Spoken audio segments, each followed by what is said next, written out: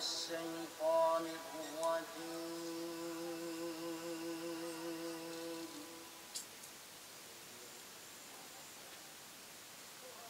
بسم الله الرحمن الرحيم.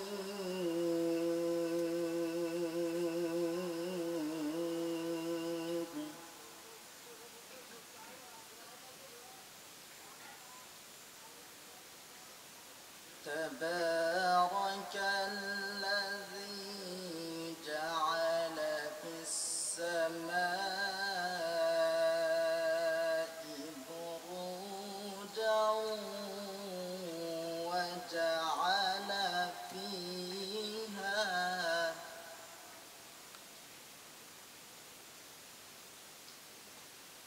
وجعل فيها سراجا وقمرا منيرا.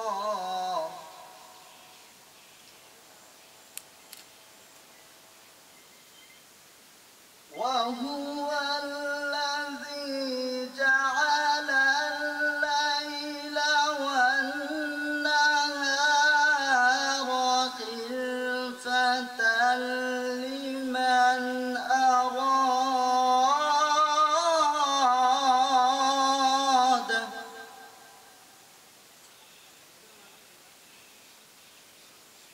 لمن أراد أن يذكر أو أراد شكورا.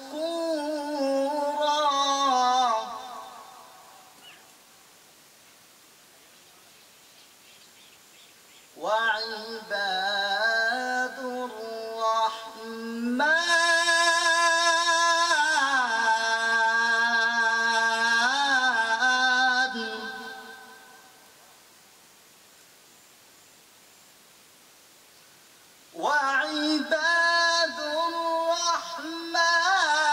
الذين يمشون على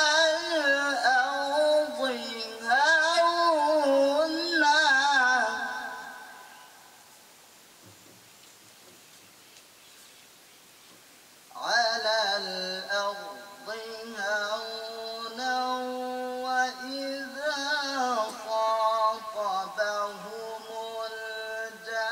الجاهلون قالوا سلاما.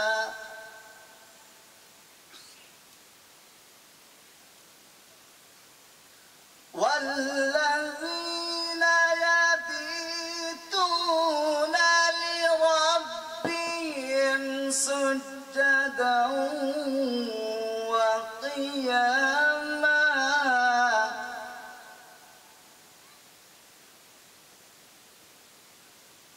والذين يقولون ربنا اصرف عنا عذاب جهنم إن عذابها كان غراما.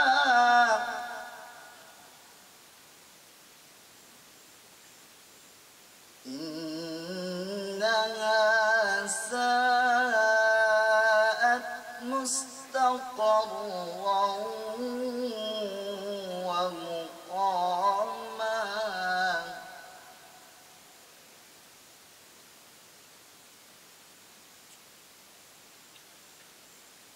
والذين إذا أنفقوا لم يسرفوا ولم يقتروا وكان بين ذلك قواما.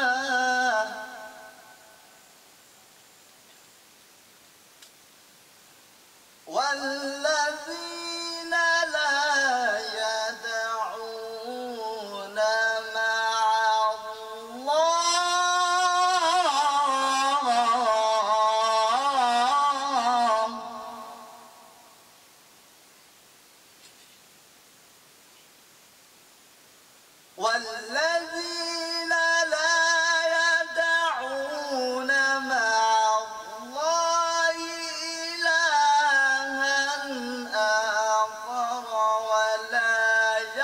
يقتلون النفس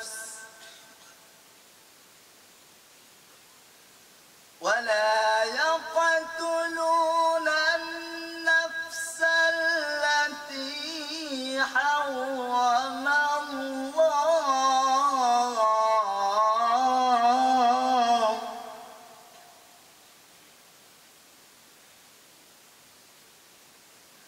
ولا يقتلون النفس التي حرم الله إلا بالحق ولا يزنون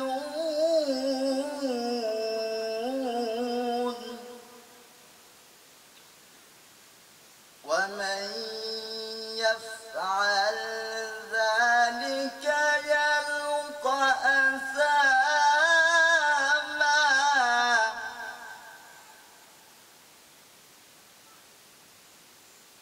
ومن يفعل ذلك يلقى أثاما صدق الله العظيم. السلام عليكم ورحمة الله وبركاته.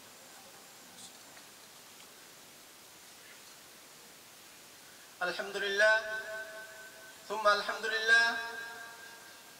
অত্যন্ত সুন্দর করে পবিত্র কুরআন থেকে তেলাওয়াত করে শোনালেন প্রিয় ভাই ফরহাত উদ্দিন। সম্মানিত তাওহীদি জনতা,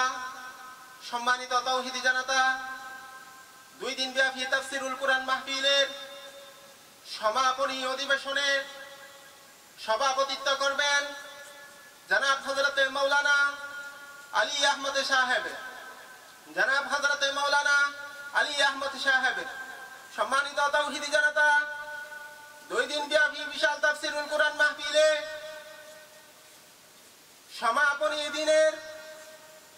সমাপনী অধিবেশন এখনই আরম্ভ হতে যাচ্ছে। আপনারা এদিক ওদিক ঘোরাফেরা না করে মাহফিলের প্যান্ডেলে চলে আসার জন্য উদাত্ত আহ্বান জানাচ্ছি। সম্মানিত তাওহীদি জনতা, আমাদের মাঝে উপস্থিত হয়েছেন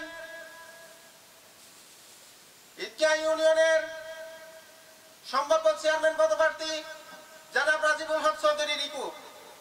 সম্মানিত তাওহীদি জনতা, এই পর্যায়ে পবিত্র কুরআন ও হাদিস থেকে গুরুত্বপূর্ণ তাফসীর পেশ করবেন জনাব হযরতে মাওলানা মাহমুদুল হাসান সাহেব ঢাকা।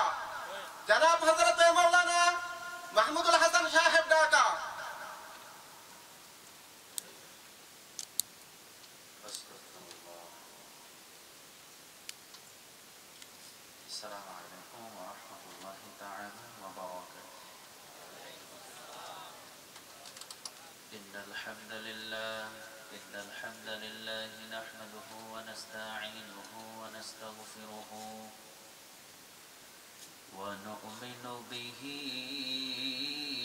ونتوكل عليه ونعوذ بالله من شرور أنفسنا ومن سيئات أعمالنا من يهده الله فلا مضل له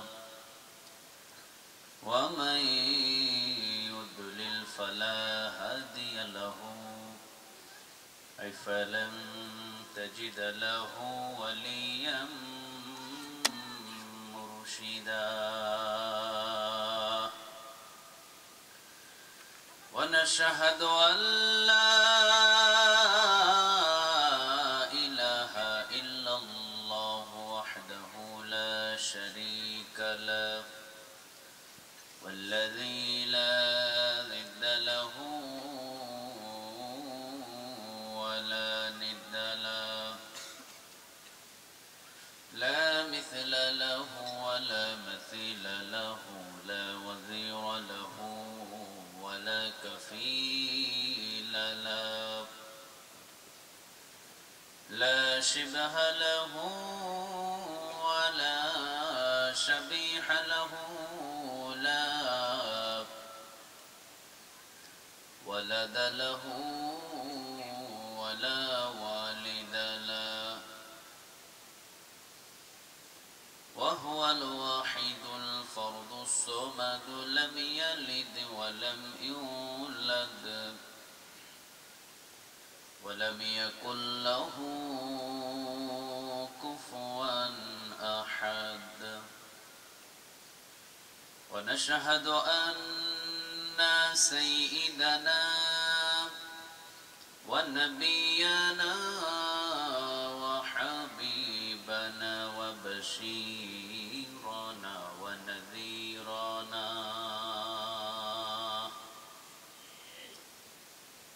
وطبيبنا وطبيب أرواحنا وحبيبنا وحبيب ربنا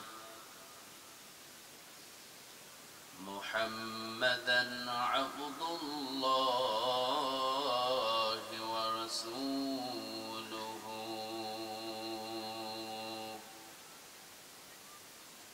أرسله بالحق بشيرا ونذيرا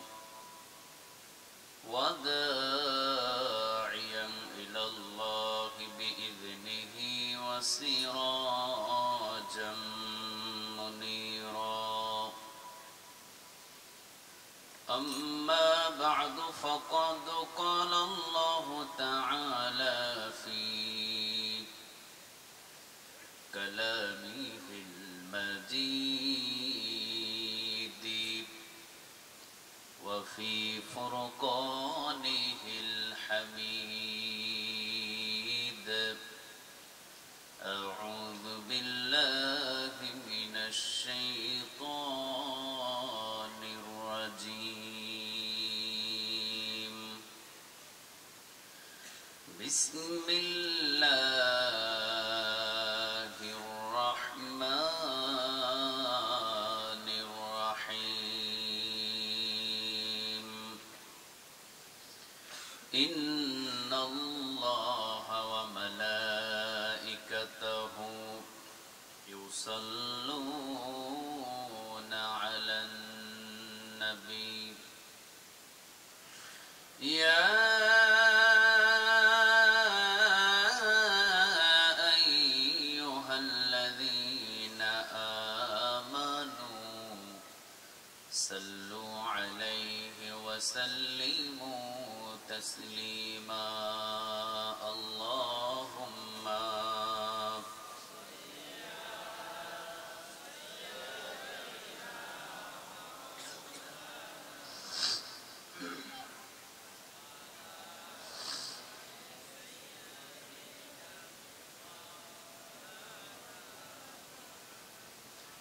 اللهم صل على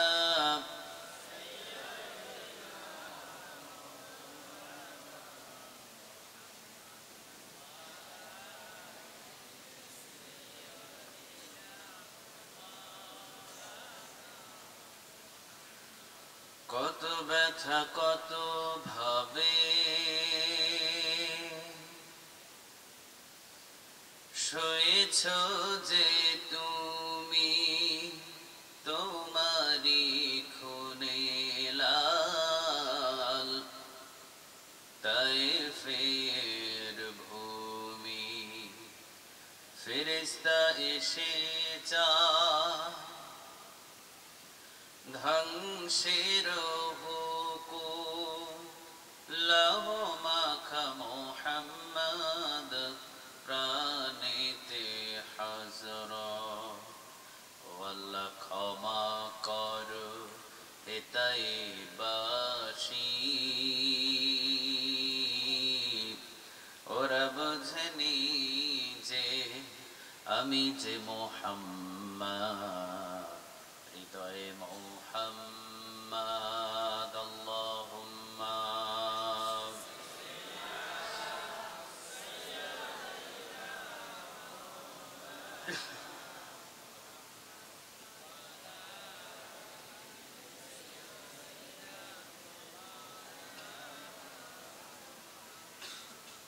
اللهم صل على محمد وعلى آل محمد كما صليت على إبراهيم وعلى آل إبراهيم إنك حميد مجيد اللهم بارك على محمد وعلى آل محمد كما باركت على إبراهيم وعلى آل إبراهيم إنك حميد مجيد তোমার দাওয়াত আমার দাওয়াত নেই দাওয়াত মিল তোমার কিতাব আমার কিতাব নেই আবার মিল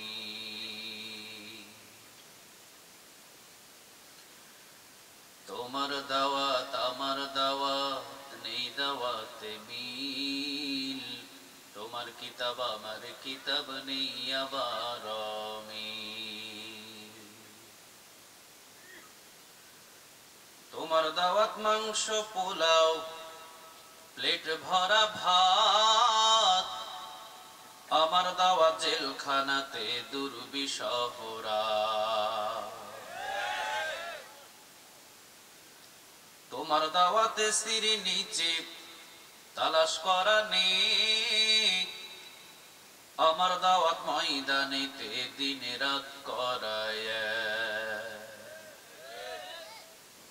তোমার দাওয়াত আমার দাওয়াত নেই দাওয়াত মিল তোমার কিতাব আমার কিতাব নেই আবার মিল তোমার দাওয়াত আমার দাওয়াত নেই দাওয়াত মিল তোমার কিতাব আমার কিতাব নেই আবার মিল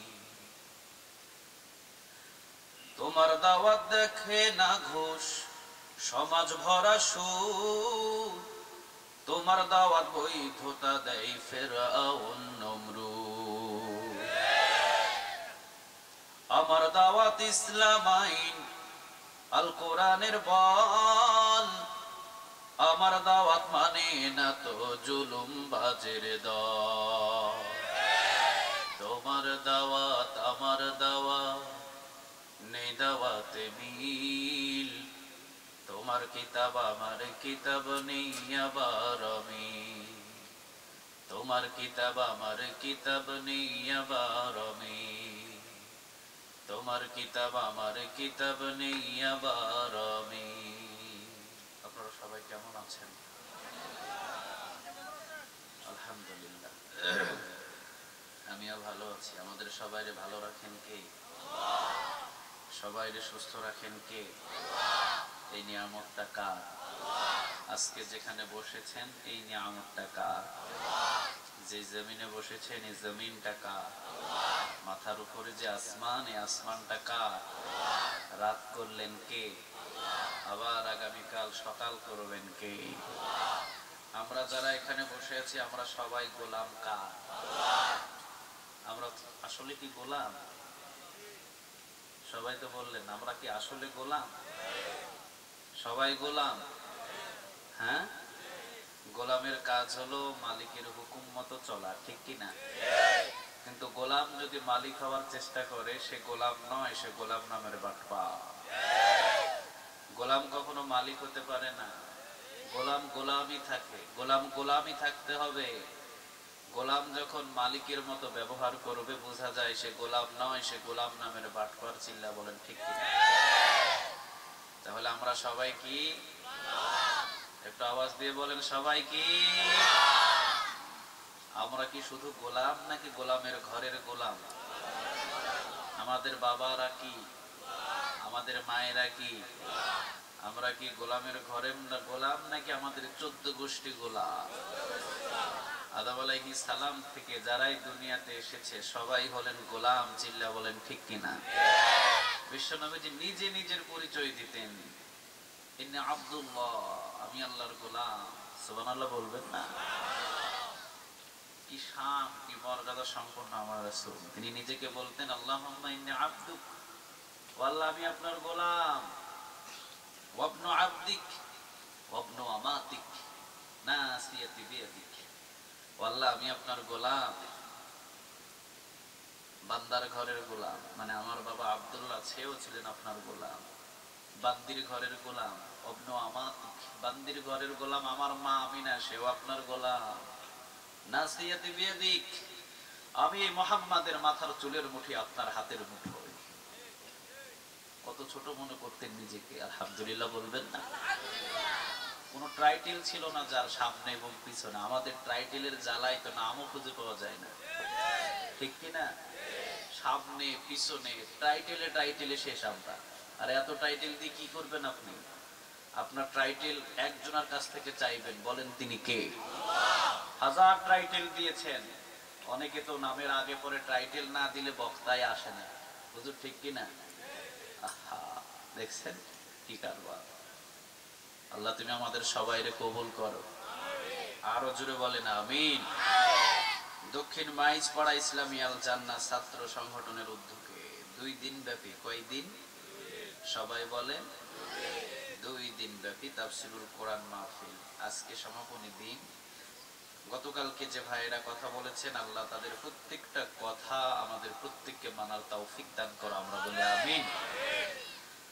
আজকে দ্বিতীয় দিনে আমার প্রিয় ভাই যিনি কথা বলেছেন, হযরত মাওলানা জয়নাল আবেদিন সাহেব ভাই অনেক গুরুত্বপূর্ণ কথা বলছিলেন। আমি কিছুক্ষণ কথা শুনেছি। প্রত্যেকটা নবী কতটুকু কষ্ট স্বীকার করে, প্রত্যেকটা নবী কত মুসিবতের উপর দিয়ে পার হয়ে তাদেরকে আবার বিজয়ের মালা গলায় পরিয়ে দিয়েছিলেন কে? আরো জোরে বলেন কে? আল্লাহর পরীক্ষা অবশ্যই থাকবে। আল্লাহ সুবহানাহু ওয়া তাআলা আমার ভাইয়ের কথাগুলোকে কবুল করুক, আমরা বলি আমিন। দেশ এবং বিদেশে আমার ভাইয়ের সমস্ত আলোচনাগুলো ছড়িয়ে দিক, আমরা বলি আমিন। আমার ভাইয়ের কণ্ঠকে আল্লাহ দারাজ করে দিক। এরপরে কথা বলেছিলেন হযরত মাওলানা বদরুজ্জামান সাহেব, হযরত মাওলানা জয়নাল আবেদিন সাহেব। যারাই যেই কথাগুলো বলেছে প্রত্যেক কথাগুলো যেন আমরা আমলের দিক দিয়ে নিতে পারি। আল্লাহ তুমি আমাদের সবাইকে কবুল করে নাও। যিনি সভাপতিত্ব করছেন হযরত মাওলানা আলী আহমদ হেলালি সাহেব, হুজুরকে পেয়ে আমি খুব গর্ব করছি। আমার পাশেই বসে আছেন, আমার দুই পাশে 2 জন বিজ্ঞ আলেম, আমি মাঝখানে। আলহামদুলিল্লাহ, আমি আজকে 2 জন আলেম পেয়েছি। জানি না কতক্ষণ পর্যন্ত পাবো, কারণ আমার জয়নাল আবেদিন ভাই হয়তো ব্যস্ততার কাজে চলেও যেতে পারে, বলা যাচ্ছে না। তারপরেও দেখা যাক। আমরা সবাই এখান থেকে একটা কিতাব থেকে আমরা সবাই কথা শুনবো। বলেন কিতাবটার নাম? সবাই বলেন। আচ্ছা, কোরআন শব্দটা আপনাদের কাছে কেমন লাগে? একটু আওয়াজ দিয়ে বলেন তো দেখি। আচ্ছা, আমার এই কিতাব যে হাতে আছে, কিতাবটার নাম বলেন। আর রহমান আল্লামাল। আচ্ছা, কোরআন শব্দটা কোরআনের ভিতরে আছে না নাই? তাহলে কোরআন যদি আপনি বলেন, কমসে কম 50টা নেক তো আল্লাহ আমল নামায় জমা করে দিবে, ঠিক কিনা? এই যে আপনারা বারবার আল্লাহ বলে ডাক দেন, পৃথিবীতে এমন একটা নেতা দেখান আপনি যে নেতার নাম নিলে একটা নেক পাওয়া যায়? আছে কক্সবাজারের ভিতরে? ঈদগাহের ভিতরে আছে? বাংলাদেশের ভিতরে আছে? সারা ওয়ার্ল্ডের ভিতরে কাউরে পাবেন? কিন্তু এমন তিনি যার নামটা নিলেই 40টা নেক আল্লাহ আমল নামায় জমা করে দেয়। আলহামদুলিল্লাহ বলবেন না? বিশ্ব নবীজি বললেন যে আমার আল্লাহকে একবার ডাক দেবে, জোরে বলেন কয়বার? একবার যদি আপনি আল্লাহ বলে আল্লাহকে ডাক দেন, আল্লাহ শব্দটার ভিতরে 4টা হরফ পাওয়া যায়, জোরে বলেন কয়টা? আলিফ লাম লাম হা, 4টা হরফ পাবেন আপনি। প্রতি হরফে যদি 10টা নেক হয়, 4টা হরফ যদি আপনি পড়েন, আমল নামার ভিতরে 40টা নেক সাথে সাথে জমা করে দিবেন কে? আলহামদুলিল্লাহ বলবেন না? তাহলে আমরা নাম নিচ্ছি কা? আরো জোরে বলেন। পৃথিবীর সব নেতার নাম একটা লিস্ট করেন, অন্তত 4000 5000 নেতার নাম লিস্ট করে 4000 নেতার নাম আপনি একবার করে পড়েন, একটাও নেক পাবেন না, ঠিক না ঠিক? কিন্তু যদি সেই মালিকের নাম একবার নেন, আমল নামার ভিতরে 10টা থেকে 4টা হরফ পড়লে 40টা নেক আমল নামায় জমা করে দিবেন কে? কোন বান্দা যদি একবার পড়ে আল্লাহু আকবার, জোরে বলেন কয়বার? সবাই বলেন আল্লাহু আকবার বলেন, আবার বলেন, আরো জোরে বলেন। কলিজা ছিঁড়ে গেলে ছিঁড়ে যা, তাকে ডাকতে ডাকতে যদি মরণ হয়, এই মৃত্যুটা আমার জন্য সৌভাগ্যের মৃত্যু, ঠিক কিনা? গাড়ির চাকার নিচে মরে গেলেন, পানিতে ডুবে মারা গেলেন, কিন্তু এই মৃত্যুটা যদি জিহাদের ময়দানে আল্লাহর কোরআনের জন্য হয়, কপালটা আমার খুলে গেল, ঠিক না বেঠিক? আমার মৃত্যুটা যদি কোরআনের জন্য হয়, কপালটা খুলে দিবেন কে? খালিদ বিন ওয়ালিদ অনেক যুদ্ধের ময়দানে যুদ্ধ করলেন, কিন্তু মৃত্যুর সময় খালিদ বিন ওয়ালিদ রাদিয়াল্লাহু তাআলা আনহু কান্না করছেন। মেয়েটা বলছে, আব্বু আপনি কান্না করেন কেন? আপনার চোখের পানি কেন এই মৃত্যুর সময়? খালিদ বিন ওয়ালিদ বললেন, মা এত যুদ্ধের ময়দানে গেলাম, এই খালিদ রে আমার আল্লাহ পছন্দ করে শহীদের কাতারে কবুল করলো না। এত যুদ্ধের ময়দানে গেল এই খালিদ, যেই যুদ্ধের ময়দানে গিয়েছে সেই যুদ্ধের ময়দান থেকে বিজয় এনেছে। সুবহানাল্লাহ বলবেন না? বিশ্ব নবীজি বলতেন, আমার এই খালিদ এমন খালিদ, কালেমা পড়ার আগেও যেই যুদ্ধের ময়দানে গিয়েছেন তিনি বিজয় এনেছে। খালিদ বিন ওয়ালিদ রাদিয়াল্লাহু তাআলা আনহু তিনি সর্বপ্রথম যেই যুদ্ধের ময়দানে গিয়েছিলেন সেইটা হলো উহুদের প্রান্তরে। উহুদের প্রান্তরে গেলেন, খালিদ ছিলেন কাফেরের পক্ষ নিয়ে, ওই পক্ষে নিয়ে কাফেরদেরকে জিতিয়ে দেওয়া হলো। যেই জন্য খালিদ বিন ওয়ালিদ যেই যুদ্ধের ময়দানে গিয়েছে, ঈমান আনার আগে সেখানেও বিজয়, আবার ঈমান আনার পরে যত যুদ্ধের ময়দানে গিয়েছেন ওই যুদ্ধের ময়দানে বিজয় দিয়ে দিয়েছিলেন কে? বিছানায় পড়ে কাতরাচ্ছেন তিনি। মেয়েকে ডাক দিয়ে বললেন, মা অনেক যুদ্ধের ময়দানে গেলাম, অনেককে পছন্দ করে আল্লাহ কবুল করে নিল শহীদ হিসাবে, কিন্তু এই খালিদ রে কোন জিহাদের ময়দানে কবুল করে নাই, মনে হয় আল্লাহর পছন্দ হয় নাই। ওমর বললেন, খালিদ তোমার জন্য আমি ওমর 2 হাত তুলে দোয়া করে দিলাম, আমি দোয়া করে দিলাম। ওমর দোয়া করলেন খালিদের জন্য, কবুল করার মালিক কে? আর জোরে বলেন তো দেখি কে? খালিদ বিন ওয়ালিদ যদি যুদ্ধের ময়দানে মৃত্যু হওয়ার জন্য আকাঙ্ক্ষা করে, আমাদের আকাঙ্ক্ষা আছে না নাই? আরো জোরে বলেন। কোরআনের জন্য যদি 1 ফোঁটা আপনার রক্ত ঝরে, ওই 1 ফোঁটা রক্ত কিয়ামতের দিন সাক্ষ্য দেবে, ঠিক কিনা? 1 ফোঁটা রক্ত ঝরিয়েছেন আপনি, ওইটাই কিয়ামতের ময়দানে সাক্ষ্য দিবে। আলহামদুলিল্লাহ বলেন। আপনি যদি কোরআনের জন্য হাতের ভিতরে হ্যান্ডকাপ করেন, কিয়ামতের ময়দানে ওইটা সাক্ষ্য দেবে, ঠিক না ঠিক? এই জন্য আমাদের মৃত্যু যদি কোরআনের জন্য হয়, আমাদের জন্য একটা সৌভাগ্যের ব্যাপার। আলহামদুলিল্লাহ বলেন, আবার বলেন আলহামদুলিল্লাহ। তাহলে পৃথিবীতে এমন কোন নেতা নাই যেই নেতার নাম নিলে একটা নেক পাওয়া যায়, কিন্তু আল্লাহর নামটা নেওয়ার সাথে সাথে 40টা নেক আমলনামায় জমা করে দেন কে? বিশ্ব নবীজি বললেন, একবার যদি আমার উম্মত বলে আল্লাহু আকবার, জোরে বলেন কয়বার? 100 ঘোড়া জিহাদের ময়দানে দান করলে যতগুলো নেক, ততগুলো নেক আল্লাহ ওই বান্দার আমলনামায় জমা করে দিবে। সুবহানাল্লাহ বলবেন না? আপনি 100 বার পড়েছেন আল্লাহু আকবার, আল্লাহু আকবার, আল্লাহু আকবার, আল্লাহু আকবার, আল্লাহু আকবার। একদিনে যদি 100 বার পড়েন, তাহলে চিন্তা করেন কত ঘোড়া জিহাদের ময়দানে দান করার নেক আমলনামায় জমা হয়ে যাবে। আলহামদুলিল্লাহ বলেন। সহিহ হাদিসের বর্ণনা, একবার যদি আপনি পড়েন সুবহানাল্লাহ, জোরে বলেন কয়বার? আরো জোরে বলেন কয়বার? সুবহানাল্লাহ। ওইটার ভিতরে আল্লাহর নাম আছে না নাই? তিনি কেমন মালিক, তিনি কেমন মালিক যার নামটা নিলেই শুধু নেক পাওয়া যায়। আলহামদুলিল্লাহ। একবার যদি কোনো বান্দা পড়ে সুবহানাল্লাহ, সবাই বলেন। কিরে ভাই সবাই পড়ছেন না কেন? আরো জোরে বলেন, আবার বলেন, যত পড়বেন ততই লাভ, ঠিক কি না? কোনো লস আছে? টাকা লাগে? কয় টাকা লাগে? একটা টাকাও লাগে না, ঠিক কি না? যত পড়বেন তত লাভ। একবার যদি কোনো বান্দা পড়ে সুবহানাল্লাহ, একবার যদি পড়ে, বিশ্ব নবীজি বললেন আসমান এবং জমিন থেকে যতগুলো জায়গা খালি আছে এতগুলো জায়গা আমি আল্লাহ নেক দিয়ে পূরণ করে বান্দার আমলনামায় জমা করে দিই। আপনি যদি একবার পড়েন আলহামদুলিল্লাহ, জুড়ে বলেন কয়বার?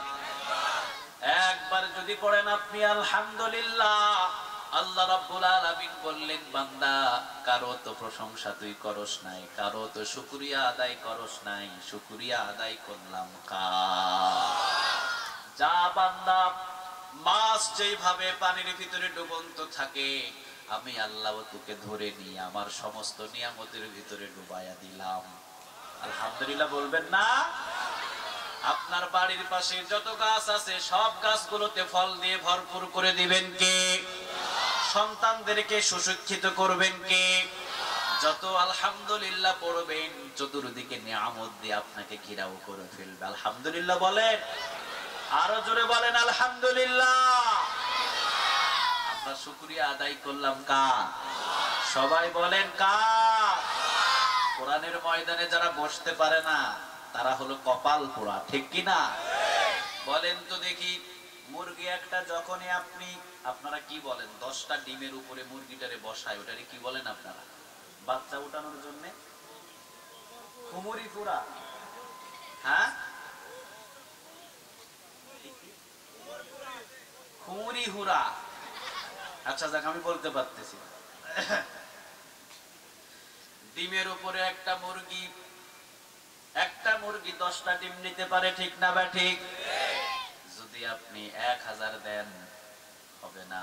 10টা মুরগি, একটা মুরগির পেটের নিচে 10টা ডিম দিলেন আপনি, 9টা ডিম পেটের ভিতরে 1 মাস 30 দিন অথবা 40 দিন পর 9টা ডিম থেকে 9টা বাচ্চা এসেছে। একটা ডিম কিন্তু পেটের ভিতরে ছিল না, বাহিরে ছিল। বলেন তো ওই ডিমের বাচ্চা পাবে? কথা কর না কেন? ওইটা কি হবে?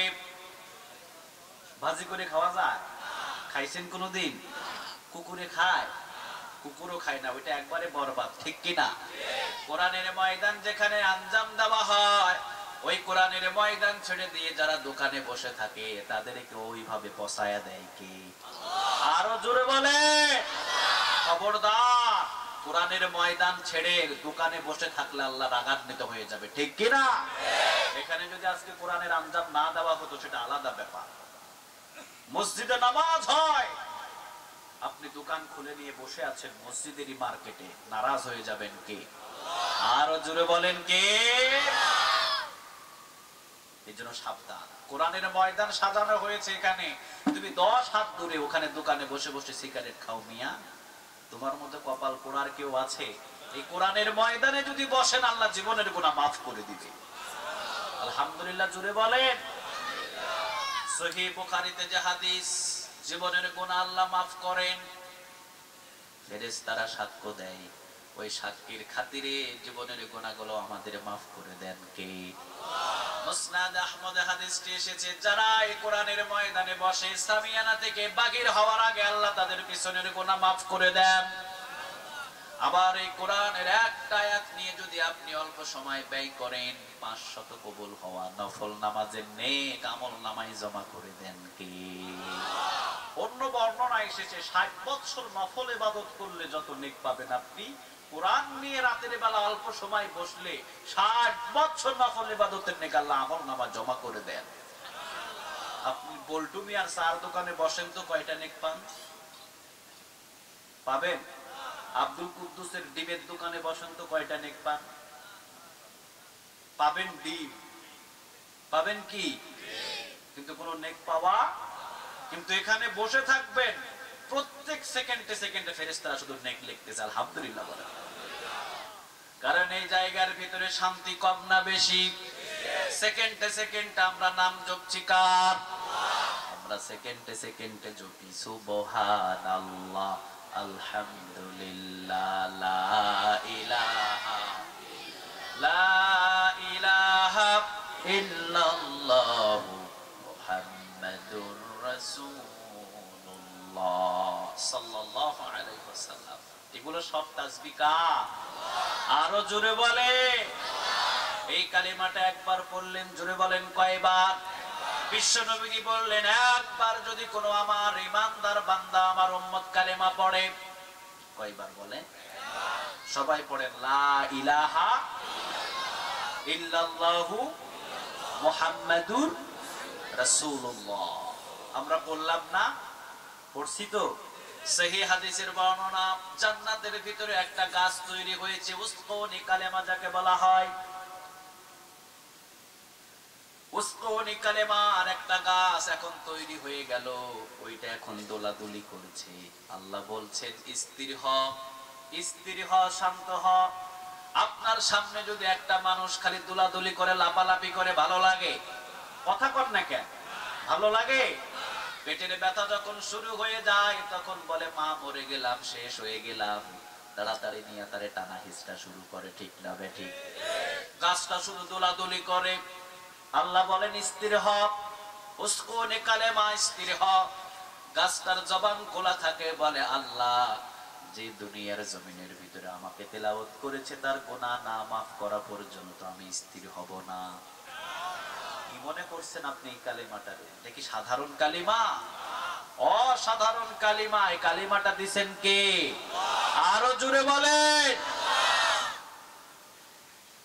একবার পড়লেন, কুদ্দুস মিয়ার দোকানে যদি বসে থাকেন একবারও মুখের কাছে আসবে না, ঠিক না বেঠিক?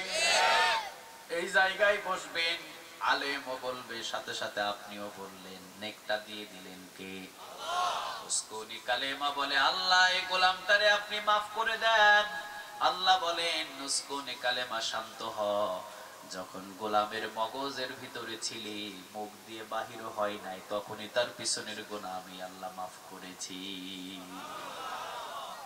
এই জন্য যতবার তার নাম নিবেন ততবার আপনাকে নেফ আল্লাহ গিফট করে দিবে, ঠিক কিনা? আল্লাহ তুমি এই কোরআনের ময়দানটারে কবুল করো।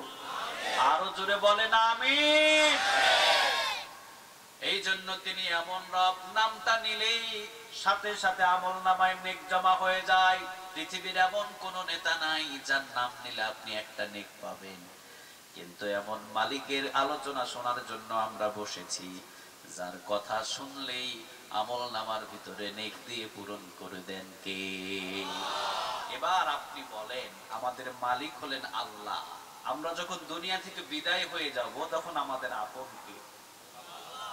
এটা বলতে পারলেন না। অনেকে মনে করছে ওনার বিবি আপন, অনেকে মনে করছে ওনার শ্বশুর আপন, অনেকে মনে করছে ওনার শাশুড়ি প্রতি সপ্তাহে গেলে মরক জবাই করে খাওয়ায়, ওনার শাশুড়ির মতো কেউ আপন নাই। আসলে বলেন তো আমাদের আপন কে? সবাই বলেন আপন কে? আরে আপনি মিয়া বিবাহ করছেন, শ্বশুর ভালো ভালো রান্না করে খাওয়ায়, শাশুড়ি রান্না করে খাওয়ায়, শাশুড় শ্বশুর খুব আদর যত্ন করে। আপনি যৌবন বয়সে মারা গেছেন, ওনার মেয়েকে আপনার জন্য অপেক্ষা করে রাখবে না, ঠিক কিনা? আরেকটা ছেলে দেখে বিবাহ দিয়ে দিবে। কথা কন না কেন? আপনার আপন কেউ নয়। আপনার মা কাঁদবে, বাবাও কাঁদবে, কিন্তু আপনার সাথে কোনোদিন তারা অন্ধকার কবরে যাবে? কেউ যাবে না অন্ধকার কবরে। কিন্তু যখনই অন্ধকার কবরে আপনাকে রাখা হবে, বিসমিল্লাহি ওয়া আলা মিল্লাতি রাসূলিল্লাহ, যখনই আপনাকে রেখে দেওয়া হবে, বলেন তো দেখি তখন আপনার একজনা শুধু ভরসা থাকবে, বলেন তিনি কে? তখন যদি আল্লাহ আপনার না চিনে কোথাও যাওয়ার রাস্তা আছে নাকি? কারো জানা আছে আপনার? সবাই পর আমাদের আপন কে? একদিন মাটির ভিতরে হবে ঘর রে মন আমার, কেন বাঁধো দালান ঘর রে মন আমার, কেন বাঁধো দালান ঘর। এই বাবু এত এই আসতে যাও, আসতে যাও। একদিন মাটির ভিতরে হবে ঘর রে মন আমার, কেন বাঁধো দালান ঘর। প্রাণ পাখি উড়ে যাবে পিঞ্জর ছেড়ে, ধরা ধামে সবই রবে, তুমি যাবে চলে। ঠিক কি না? সবাই থাকবে, ছেলে থাকবে, মেয়ে থাকবে, বিবি থাকবে। আপনি সাদা কাফন একটা পরে রওনা দিয়ে দিবেন, কেউ নাই আপনার। আল্লাহ বলছেন একটু চোখটা দিয়ে দেখ, যারা খাটিয়া ধরেছে ওইটাই তোর ছেলে, যারা খাটিয়া ধরেছে ওইটা তোর আপন ভাই, যারা খাটিয়া ধরেছে ওইটাই তোর বাবা। আপন মানুষ তোকে কবরের ভিতরে নামিয়ে চলে আসে, কেউ আপন নয়। ঠিক কিনা? খাটিয়া কি অন্য মানুষ এসে ধরে? কথা কন না কেন? যাদের সাথে সব সময় উঠেছেন বসেছেন তারাই তো ধরে। ঠিক কিনা? তাহলে এটা বুঝিয়ে দেয় আপন কেউ নয়, তারাই রেখে চলে আসে। ঠিক কিনা? প্রাণ পাখি উড়ে যাবে পিঞ্জর ছেড়ে, ধরা ধামে সবই রবে, তুমি যাবে চলে। বন্ধু বান্ধব যত, মাতা পিতা তারা শত, বন্ধু বান্ধব যত, মাতা পিতা তারা শত, সকলই হবে তোমার পর। রে মন আমার কেন বান্ধ দালান ঘর, রে মন আমার কেন বান্ধ দালান ঘর। আওয়াজ দিয়ে বলেন ঠিক কিনা? সব বাড়ি পড়ে থাকবে, সব গাড়ি পড়ে থাকবে, ছেলে মেয়ে পড়ে থাকবে, বউ বাচ্চা সব পড়ে থাকবে, আমাদের আপন একজন, তিনি কে? তাহলে আজকে আমরা গোলাম। ও আল্লাহ, আমরা সাক্ষ্য দিলাম আমরা গোলাম। সবাই বলেন আমরা কি? আর জোরে বলেন আমরা কি? আমরা সবাই সাক্ষ্য দিলাম আমরা গোলাম। গোলামের কাজই তো মালিকের কাছে যাওয়া। ঠিক না বেঠিক? গোলামের কাজ কি সবাই বলেন। তাহলে আজকে আমরা কয়েকটা জিনিস এখানে চাবো, যে পয়েন্ট গুলো আমি নিয়েছি। সবাই কি থাকবেন? কথা বলেন, সবাই কি থাকবেন? তাহলে কথা শুরু হোক। কোথায় থেকে? সবাই বলেন কোথায় থেকে? এই কিতাবটার নাম চিৎকার করে বলেন, কিতাবটার নাম। এমন একটা কিতাব আল্লাহ দিলেন, শুধু মুসলিম জানে তা না, হিন্দু এই কিতাবের নাম জানে কি জানে না? খ্রিস্টানদের যদি বলেন, খ্রিস্টানও কত সুন্দর করে বলে দিবে কোরআন। আলহামদুলিল্লাহ বলে। কিছুদিন আগে আমি যশোরে মাহফিলে গেলাম, হিন্দু একটা ভাই জমিনের ভিতরে পানি সেচতেছেন। পানি পানি আপনারা কি বলেন এটা? জমিনের ভিতরে খাল থেকে কি সেচে? এটা পানি সেচে না কি বলে? পানি দে, জমিন খাল থেকে পানি দিচ্ছে। আমি একটু দাঁড়ালাম, খুব সুন্দর লাগছে এলাকা। উনি দৌড় দিয়ে চলে এসেছেন, দেখলেন যে গাড়ি টাড়ি আছে, দৌড় দিয়ে এসেছেন। গ্রামের মানুষ এসে বলছেন নমস্কার নমস্কার। উনি ওনার ভাষায় আমাকে সম্মান দিচ্ছে। আমাকে বলছেন হুজুর কোথায় যাবেন? আমি বললাম আমি যাব যশোরে। উনি বললেন ও তাফসিরুল কোরআন মাহফিলে। আলহামদুলিল্লাহ বললেন। আমি বললাম আপনি এত সুন্দর ভাবে বুঝে ফেলেছেন। কয় হুজুর কিছু কারণের জন্য পারি না, এছাড়া পড়ে নিতাম লা ইলাহা ইল্লাল্লাহু মুহাম্মাদুর রাসূলুল্লাহ সাল্লাল্লাহু। ইসলাম ধর্ম এমন সুন্দর ধর্ম, যদি অভাবে থাকি হাদিয়ার কোনো অভাব থাকে না। ঠিক না বেঠে? এইটাই হলো ইসলাম। আপনি অভাবগ্রস্ত, একটু পাশের ভাই যদি জেনে যায় আপনার ঘরে হাদিয়া আসা শুরু হয়, সুবহানাল্লাহ বলবেন না? উনি বলছেন তাফসিরুল কোরআন মাহফিল, তাহলে উনি কোরআনটার যে শব্দটা নিলেন একবারে সহি। সুবহানাল্লাহ বলেন। এবার আপনারা বলেন, হিন্দু যদি কোরআন নামটা শুদ্ধভাবে বলতে পারে, আমাদের বলার দরকার নাই? কথা কন না কেন? সবাই বলেন কিতাবের নাম। আরো জোরে বলেন। তাহলে এই কোরআনের ভিতরে সূরা আছে কয়টা? আরো জোরে বলতে হবে কয়টা? এই সূরা নাজিল হলো 114টা। 1500 বছর হয়েছে। ঠিক না ঠিক? 1500 বছর আগে 114টা নাজিল হলো। 1400 বছর, প্রায় ধরেন 1500 বছর, 1400 বছর। এখনো আমাদের কাছে সূরা আছে কয়টা? সবাই বলেন। পৃথিবীতে 1400 বছর ধরে কোন জিনিসকে কেউ যত্ন করে রাখতে পারে না, সব জিনিসগুলো এলোমেলো হয়ে যায়। কিন্তু কোরআনের 114টা সূরা, 114টাই যত্ন আছে। একটা আয়াত আর একটা হরফটারে পৃথিবীর কেউ খণ্ড করতে পারে নাই, ঠিক না বেঠিক? আচ্ছা, আগামী কাল কি পারবে? আরো 100 বছর কেউ পারবে?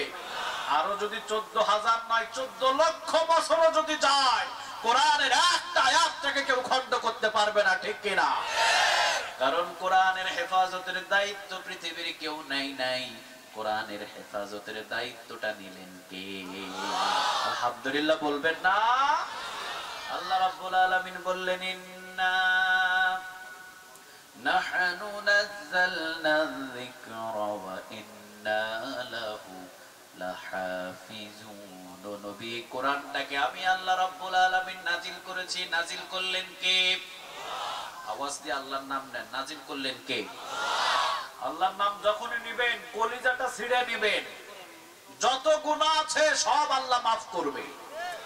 আপনি একবার ডাকছেন আল্লাহকে, আল্লাহ 70 বার ডাকে সাড়া দিচ্ছে।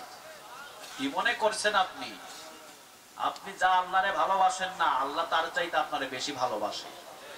আপনি ফজর নামাজ পড়েন নাই, আল্লাহ আপনার মুখটাকে বেঁকা করে দেয় নাই, ঠিক কি না?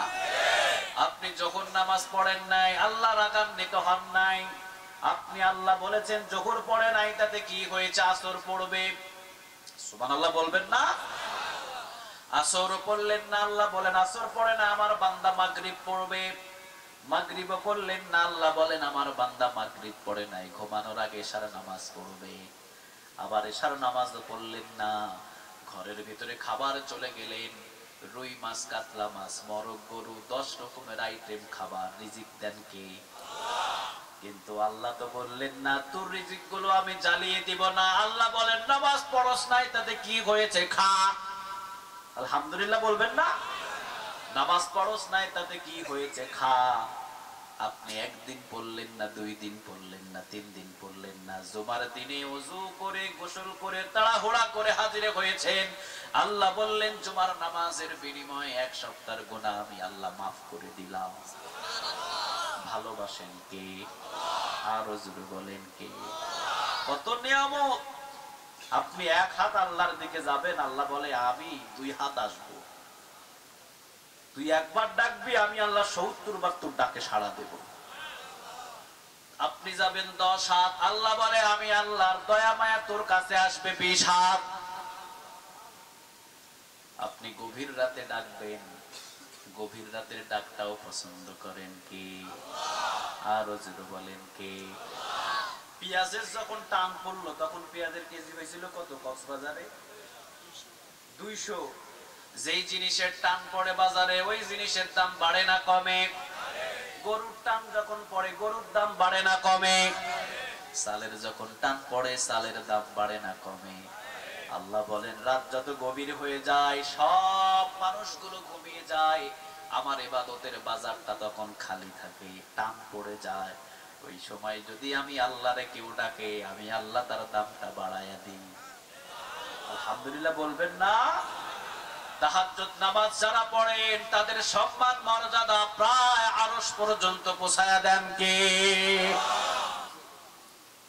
ওই সময় টান পড়ে থাকে, ওরা কক্সবাজারবাসী ঘুমায়া থাকে রাতের 3টা বাজে, ঠিক কিনা? আর ওই টানের সময় যে ইবাদত করে, তার সম্মান বাড়ান কে? আল্লাহর নাম নেন জুড়ে কে? আল্লাহ রাব্বুল আলামিন বললেন, ইন্না নাহনু নাযালনা যিকরা ওয়া ইন্না লাহু লাহাফিজুন। বান্দা, এই কোরআনটা হেফাজতের দায়িত্ব আমি আল্লাহ পৃথিবীর কাউরে দি নাই। এই 30 পারা 114টা সূরা হেফাজতের দায়িত্ব নিয়েছেন। আওয়াজ দিয়ে একটু জোরে বলেন কে? আল্লাহ যদি নেন, তাহলে আজ 1400 বছর যখন একটা সূরা কেউ খণ্ড করতে পারে না, আরো যদি 14000 বছরও যায়, পারবে? কথা বলেন, পারবে? তাহলে 114টা সূরা 114টা সূরায় থাকবে, ঠিক কিনা? এখন বলেন তো দেখি, কোরআনের বিরোধিতা কম না বেশি? আর জোরে বলেন, কম না বেশি? কিছু মানুষ চায় কোরআনের মাহফিল বন্ধ করে দিলে কোরআনের রাজ কায়েম করার শক্তি কমে যাবে। কমবে না, বরং বাড়ায়া দিবেন কে? আল্লাহ রাব্বুল আলামিন বললেন, ইউরিদুনা, সবাই পড়েন, ইউরিদুনা লিইউতফিউ নূরাল্লাহি বিআফওয়াহিহিম ওয়াল্লাহু মুতিম্মু নূরিহি ওয়ালাউ কারিহাল কাফিরুন। বলেন তো দেখি কথাটা কার? আল্লাহ বললেন ও নবী, কাফেরগুলো চায় ফু দিয়ে এই কোরআনের আলোটারে নিভিয়ে দেওয়ার জন্য, আর আমি আল্লাহ রাব্বুল আলামিন চাই দিন দিন কোরআনের আলোটারে ফোকাস করে দিতে। সুবহানাল্লাহ বলবেন না? কাফেরেরা চায় ফু দিয়ে বাতির আলো নিভাইতে, আল্লাহ চায় আমি দিন দিন তেল বাড়ায়া দিয়া দিন দিন ফোকাস করতে। আল্লাহু আকবার বলেন। পারবেন কে? আরো জোরে বলেন কে? এই জন্য আল্লাহ বললেন টেকনাফে কোরআনের মাহফিল বন্ধ করবি, আমি আল্লাহ ঈদগার ভিতরে চালু করে দেব। সুবহানাল্লাহ বলবেন না? ঈদগাহের ভিতরে বন্ধ করবি, চকরিয়ার ভিতরে চালু করবে কে? চকরিয়াতে বন্ধ হবে, পেকুয়াতে চালু করে দিবে কে? কক্সবাজারে বন্ধ হবে, রংপুরের জমিনের ভিতরে কোরআনের আলো জ্বালায়া দিবে কে? একটা হামজারে আপনি গ্রেফতার করবেন, কোরআনের আলোটারে বন্ধ করার জন্য 10টা হামজা জমিনে জন্ম দিয়ে দিবে কে? একটা কাজী ইব্রাহিমকে গ্রেফতার করবেন, 10টা কাজী ইব্রাহিম আল্লাহ জন্ম দিয়ে দিবে। একটা মামুনুল হক গ্রেফতার হবে, 10টা মামুনুল হক জন্ম নেবে। একটা আল্লামা সাঈদী গ্রেফতার হবে, 10টা আল্লামা সাঈদী জন্ম নেবে।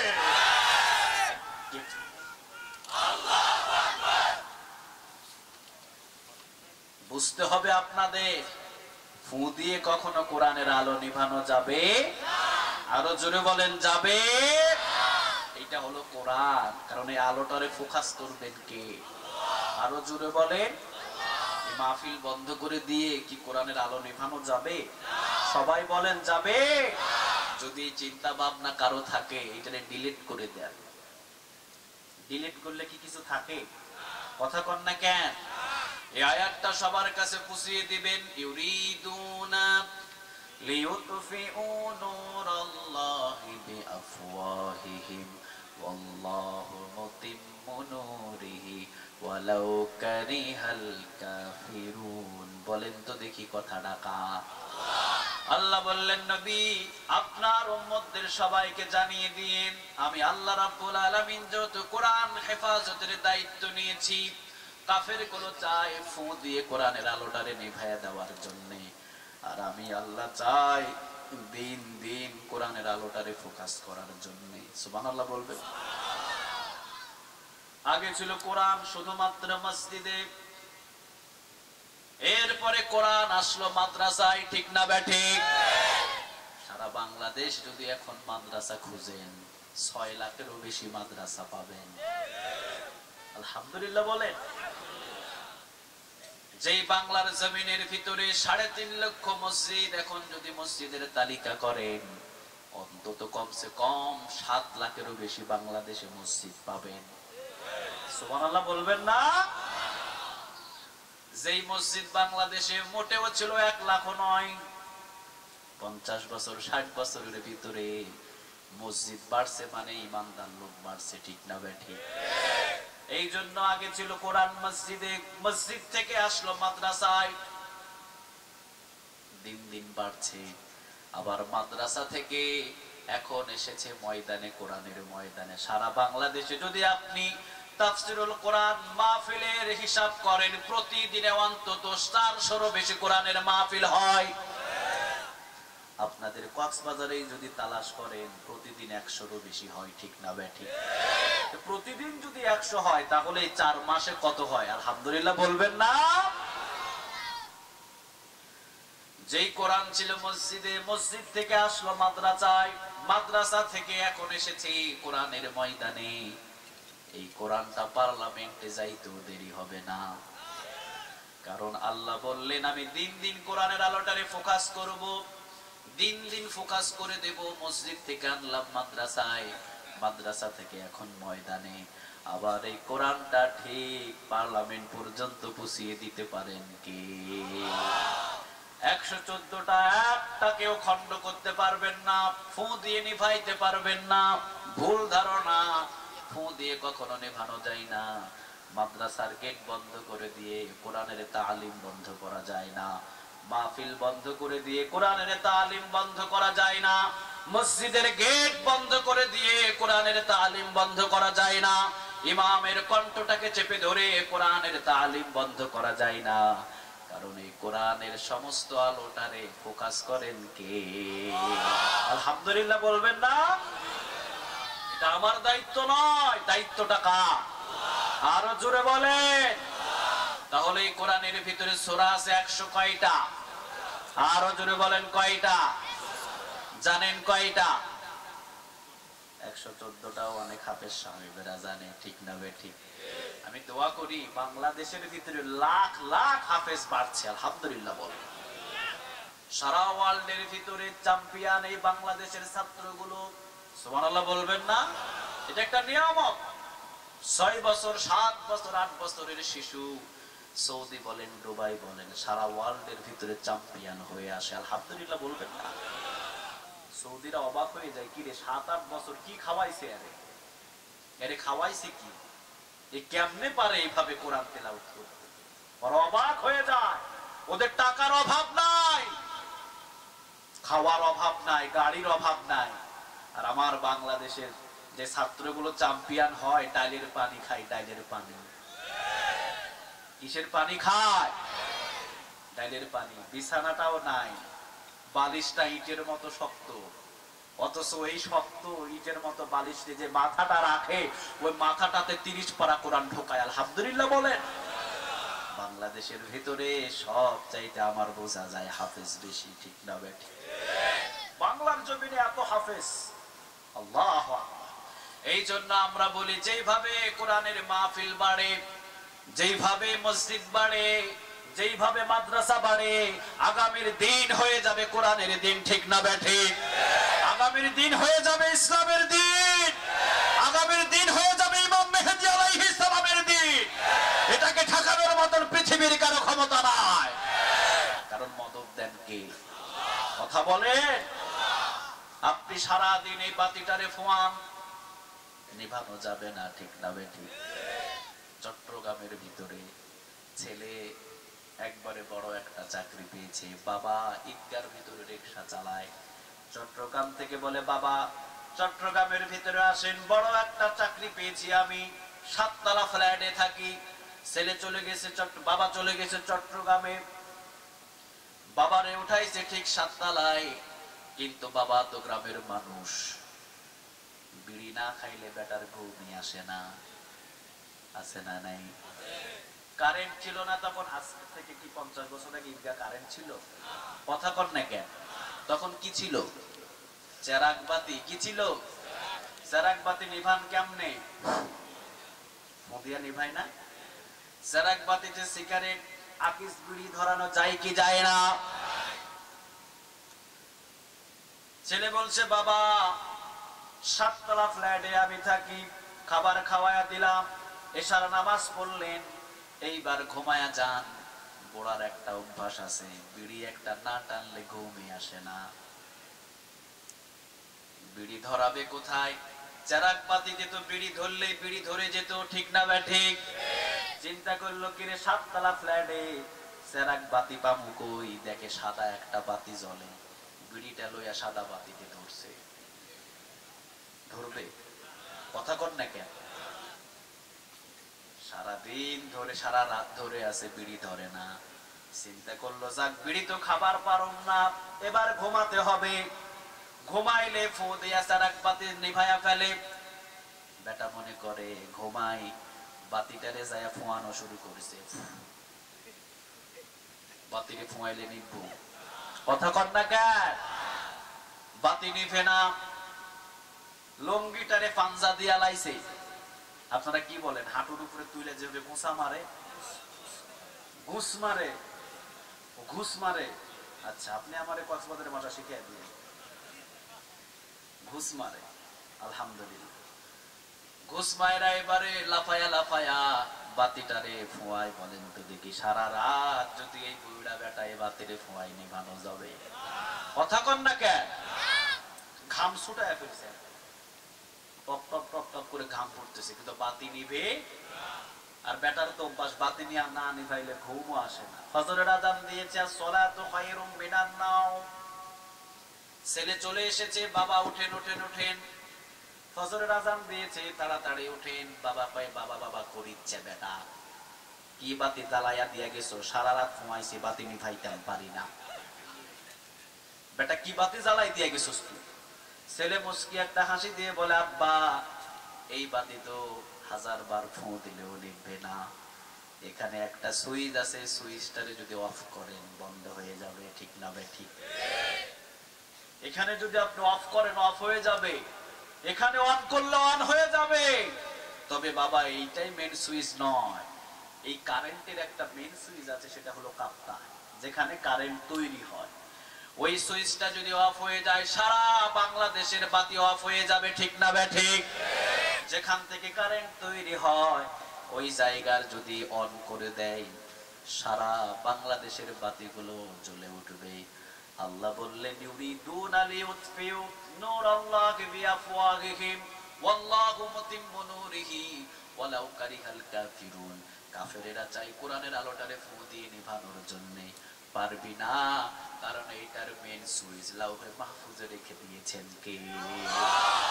1000 বার ফুয়াবি, আবু জেহেল ফুয়াইছে, নিভে নাই, ঠিক কি না? আবু লাহাব ফুয়ালেন, নিভে নাই।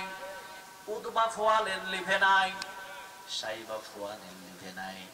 কয়েকদিন আগেও তো দেখলাম ইন্টারন্যাশনাল একটা টাকলা, নাম কি তা? টাকলাই চিনেন মনে হয় না? টাকলা না, নাম হলো ডক্টর মুরা। নাম কি? অনেক বড় শিক্ষিত। এখন কি আর দেখা যায়? কথা কর না কেন? ইসলাম মানি না, আবার মাঝে মাঝে ইনশাআল্লাহ বলে, ঠিক না বে ঠিক? কত বড় মুনাফিক চিন্তা করছেন আপনি? রাষ্ট্র ধর্ম ইসলাম থাকবে না ইনশাআল্লাহ। এদিকে বাঁশও দেয়, আবার ওদিকে কি ইনশাআল্লাহ। এখন কি আর দেখা যায়? যখনই কোরআনের উপরে আঘাত আনলেন, যখন ইসলাম নিয়ে কথা বললেন, তখনই তারে শেষ করে দিলেন কে? এর চাইতে আর বেইজ্জত কিছু হতে পারে না, ঠিক কিনা? এই জন্য কোরআনের আলোটারে জীবনে কোনোদিন ফু দিয়ে নিভানো যাবে না। যতই ফোয়ান নিভবে না, সুইচটা লাউহে মাহফুজে যত্ন করে রেখে দিয়েছেন কে?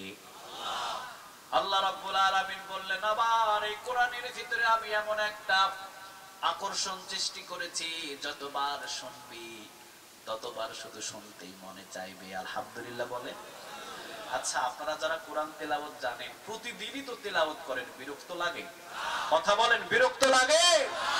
আমি তো এখানে গলা ভাঙা যেমন তেমন কথা বলতেছি, এখানে যদি আল্লামা সাঈদীরে বসায়া দেওয়া যাইতো, জায়গা দেওয়া যাইতো না, ঠিক কিনা?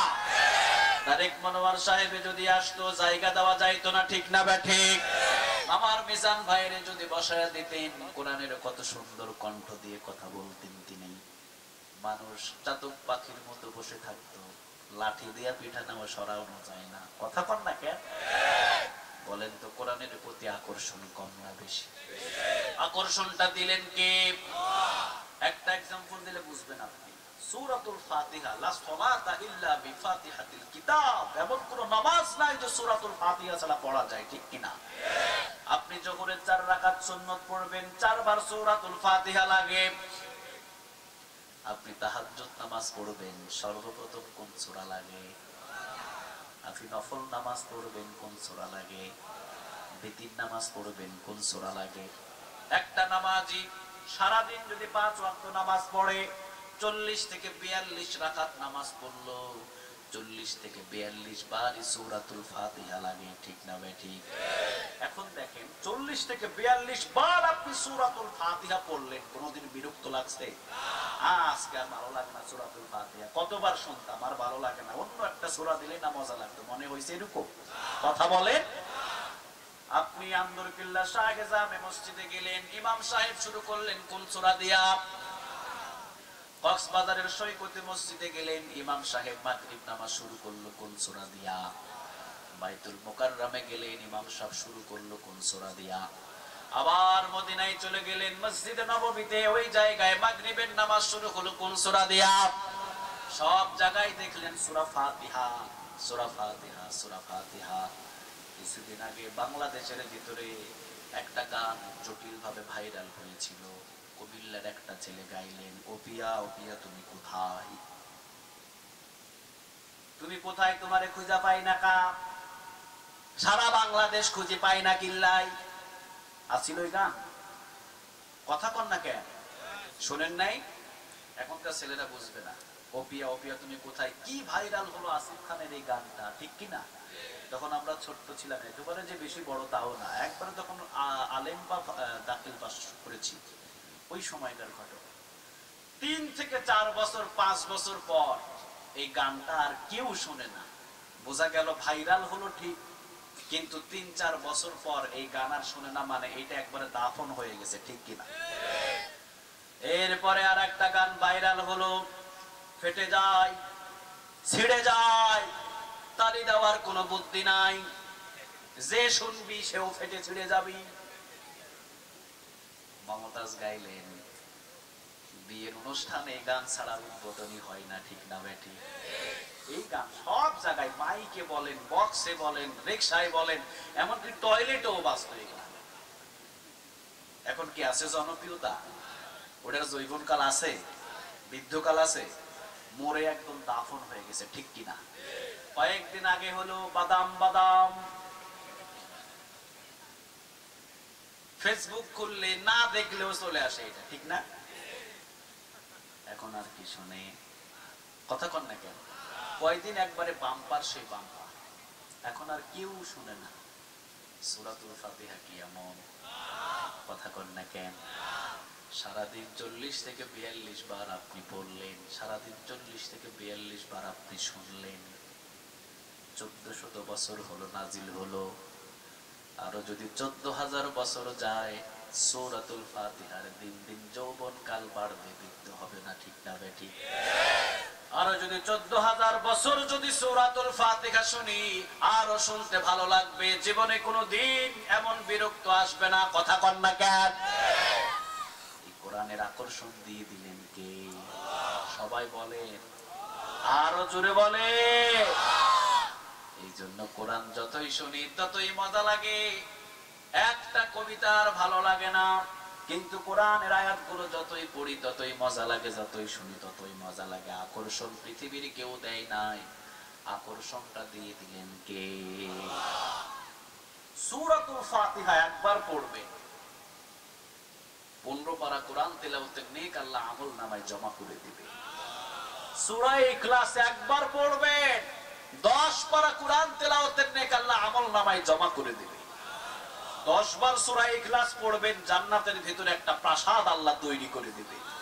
3 বার পড়বেন সূরা ইখলাস, কুল হুয়াল্লাহু আহাদ আল্লাহুস সামাদ লাম ইয়ালিদ ওয়া লাম ইউলাদ ওয়া লাম ইয়াকুল লাহু কুফুয়ান আহাদ। 3 বার পড়বেন, পুরো একটা কোরআন তেলাওয়াত করার নেক আল্লাহ আমল নামায় জমা করে দিবে। আর যদি 10 বার পড়েন, জান্নাতের ভিতরে একটা প্রাসাদ বানায়া দিবে কে? আরেকটা সূরা আছে, সূরা জিলজাল, ইজা জুলজিলাতিল আরদু জিলজালাহা, একবার পড়লে 7.5 পারা কোরআন তেলাওয়াতের নেক সাথে সাথে আমল নামায় জমা করবে কে? আরেকটা আছে কুলিয়া আইয়ুহাল কাফিরুন, একবার যদি পড়েন ওইটাও পড়লে 7.5 পারা কোরআন তেলাওয়াতের নেক। আরেকটা আছে কোরআনের ভিতরে সবচেয়ে দামি আয়াত, আয়াতুল কুরসি। কি বলে? আবার বলেন, আয়াতুল কুরসি। এই আয়াতুল কুরসিটা যদি আপনি পড়েন প্রত্যেক ফরজ নামাজের পর, মান ক্বারা আয়াতুল কুরসি ফি দুবুরি কুল্লি সালাতিন মাকতুবা লাম ইয়ামনাহু মিন দুখুলিল জান্নাহ ইল্লা আইয়ামুত। বিশ্বনবীজি বললেন, প্রত্যেক ফরজ নামাজের পর যে আয়াতুল কুরসিটা পড়বে সে সোজা জান্নাতে চলে যায়। সাহাবীরা বললেন, তাহলে আমরা যাই না কেন? বিশ্বনবীজি বললেন, মৃত্যু হয় নাই এই জন্য যাও নাই, বললেই জান্নাতে ঢোকাবে কে? আয়াতুল কুরসিও যদি একবার পড়েন, 15 পারা কোরআন তেলাওয়াতের নেক আমল নামায় জমা করে দিবে কে? অনেক মুমূর্ষু রোগী মৃত্যুবরণ করবে, বিছানায় পড়ে আছে, অনেকে বলে, অনেকে কান্নাকাটি করে, খবরদার, মুমূর্ষু রোগীর পাশে কান্নাকাটি করবেন না। এই কান্নাকাটিটা যদি তার কানের ভিতরে যায়, তার জন্য একটা ডিস্টার্ব, ঠিক না বেঠি? একটা মুমূর্ষু রোগী যখনই তার নাকের নিঃশ্বাস বন্ধ হবে, মুখ দিয়ে যখন নিঃশ্বাস পড়বে, বোঝা যায় লোকটার বেশি দিন থাকবে জিহ্বার ভিতরে অনেক সময় দেখা যায় জিহ্বাটা একেবারে সাদা হয়ে যায়, বোঝা যাবে লোকটা আর বেশি দিন বাঁচবে। চোখটা যখন ঘোলাটে হয়ে যাবে বোঝা যায় আর ওই লোকটা বেশি দিন বাঁচবে। এগুলো একটা নিদর্শন, রাসূল দিয়েছে। জিহ্বা সাদা হয়ে গেছে, জিহ্বা হাত দিলে একদম নরম হয়ে গেছে, সে আর বাঁচবে না বেশি দিন। চোখটা ঘোলা হয়ে গেছে, সে আর বাঁচবে না বেশি দিন। খবরদার ওই ব্যক্তিগুলোর পাশে কোনো কান্নাকাটি করো না। কোরআনটা খুলে সূরা ইয়াসিন পড়ো। আলহামদুলিল্লাহ বলেন। কোন সূরা পড়বেন? আবার বলেন। লাভটা কি হবে? বিশ্ব নবীজি বললেন, একটা কলস, কলসের ভিতরে পানি আছে, যেইভাবে আপনি গ্লাসের ভিতরে পানি ঢালবেন, ওই কলস থেকে যখন পানি পড়ে কোনো বাধা নাই, ওই মানুষটার ভিতর থেকে রূহটা এত সহজে আল্লাহ বাহির করবে, ব্যক্তিটা বিন্দু পরিমাণে কোনো টের পাবে না। আমরা শুরু করি কান্নাকাটি, ঠিক কিনা? খবরদার সব কান্নাকাটি বন্ধ করে দিবেন। তার ছেলে অথবা তার মেয়েকে বলবেন সূরা ইয়াসিন পড়, একটু দূরত্ব ভাবে। আর তার পাশেই পড়বেন লা ইলাহা ইল্লাল্লাহু মুহাম্মাদুর রাসূলুল্লাহ। বিশ্ব নবীজি বললেন, মৃত্যুর আগে যদি কেউ কালেমা পড়ে জান্নাত ওয়াজিব হয়ে যায়। সুবহানাল্লাহ বললেন না? মৃত্যুর আগে যদি আপনি কালেমা পড়েন, আপনার জন্য জান্নাতটা ওয়াজিব করে দিবে কে?